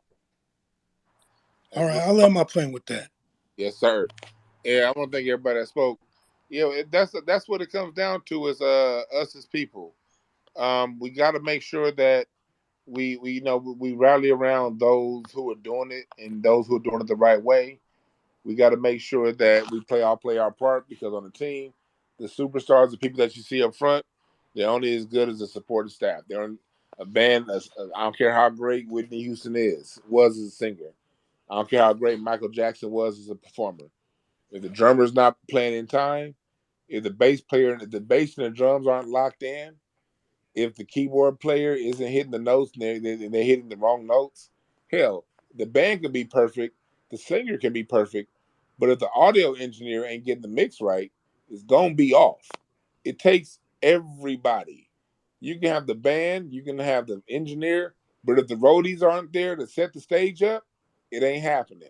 If the bus drivers ain't there to drive the roadies, it ain't happening. If the plane engineer isn't there to fix the planes and to make sure that the tires are good and the gas is filled up at the airport, the lead singer ain't getting to that city. So it literally takes everybody. And we got to stop focusing. And the one thing we got to stop focusing on as people, as these, we like big ass shows. We always want some big old movement, a big old one thing to happen. And I'm so glad I didn't have anybody that made it a comment in this room today bring up none of that flow show and high side and shit. So I ain't talking about nobody that spoke today, because thank God we didn't get none of those comments today. But we overall know how it is. Black folks always want to show. What we need to do is come together and create an organization and show them. Man, people who are real G's move in silence. You dig what I'm saying? So the only thing you need to show is show your monkey ass up where you got your talent. That's the only thing you need to show. If your talent is retweeting, then retweet your ass off. If your talent is screen recording what we talk about, salute to Michael Warden down in there. If your thing is that, we can't reproduce this stuff without that brother and what he does. We can't do this stuff without Nikki and Eve. Like, they be having dope ass shit to say themselves, but they are really good at documenting what's going on. Everybody got a role. And we gotta always make sure that whatever your role is, you play it and you play it well. Because when I'm coaching basketball, let me tell you something. I don't give a damn how good my two best players are. If my shooters that I put in the corners, if they're not hitting their shots, you know what the other team gonna do? They're gonna sag off them teammates and they're gonna double team and triple team my stars. And when my stars are double team and triple team and the rest of the team ain't hitting their shots, I'm going to lose the game. So it's not about focusing on the stars. It's about when a ball is thrown your way, getting your feet set and hitting the shot. And that's all it's about. Dr. Short, I want you to go ahead and say what you have to say to close it out, if you still there. Dr. Short's been having some phone issues. He's been getting kicked out and kicked back on. I don't think Dr. Short is there. But but even in the same way in music, sometimes you listen to a song, sometimes your part is just playing one little keyboard lick. And that one little lick is all you play the whole song. If you don't play that keyboard lick, the song ain't gonna sound right. And remember, this whole thing that we do in life is a song. This whole politics is a song. It's all music. Everything is music. And music tells you you have to, one, come together and play your part, but two, in order for the song to work, you got to be able to resolve all chords. And that's why when it comes down to it, there's certain people you can't resolve things with, and that's fine. You split from them people, and you stand 10 toes. You stand 10 toes down, and your point of view, they can stand 10 toes down their point of view, and may the best point of view, may the point of view that's going to work for the greater good of everyone. Let the people decide which side is going to work out, and then that's how we going to do it. The point of view over here is reparations. The point of view over here is no good niggas that want black votes and run on being black, but don't do anything for black people. They can go to hell, and so can all their mamas. We don't give a shit. We mad at her for shitting you out because she didn't give you any morals and ethics when she did that. So we not here. We that's our point of view over here. And if other people have a different point of view, that's fine. But we're not here to debate and argue over points of views. We're just here to share our point of view, and that can hopefully get us out this bullshit that we in. Eve, Nikki, any of y'all want to say something? I'm trying to buy some time for Dr. Short to come back. But the one of y'all want to say something? I just want to say thank you for having this space. Thank you, Eve. Thank you, Dr. Short, everybody, Dwan B, everybody who came and spoke, everyone who didn't speak. And I look forward to your lovely spaces going forward. I appreciate that. And Dr. Short and I will be having a space next week on Thriller, celebrating Michael Jackson. We're gonna be a little more calm tone on that one, and we're gonna definitely want y'all to participate in that. Go ahead, Eve. It's definitely not going to be calm. You already heard that man's Michael. I don't even know. Yeah, I'm he still fooled me weak at off first. of that. They kicked him off the spate just off of principles because he just brings the heat. It's always fire when Dr. Short comes through. And you never know what he's going to say, but you know it's going to be real and you know it's going to make people uncomfortable. And that's why I appreciate his contributions. And thank you for the space and thank you for, allowing me to co-host with Nikki. That was fun times. We should do it again, definitely. I appreciate that. And I know I kept y'all on here longer than usually. Usually I don't like my spaces to go all day because I respect everybody else's time, but I hope y'all got something out of it. Yes, I will be doing Incense and Ashtrays tonight. We're gonna do Soulful Sundays because we had our Twitter space. We talked our politics, but hell, black people, we got to understand music is our meditation. You know what I mean? Music is what we use to de-stress and decompress. You can't get so caught up in the bullshit that the bullshit consumes you. You got to be in control of the bullshit. But if you're in the mud, if you're in the muck all day, and you allow it to consume you, you're not going to be in good position to work things into your favor. So I always bring in the music and integrate the music to everything that I do because we all need personal time to de-stress and decompress and get the bullshit out of our minds. So Incense and Ashtrays, mixcloud.com/DwannB is where you can find me on the live. My Patreon, they get the first when I do release it public, they get it first on the replay, and then after that, it all gets put up on my Google. On Apple Podcasts and Spotify.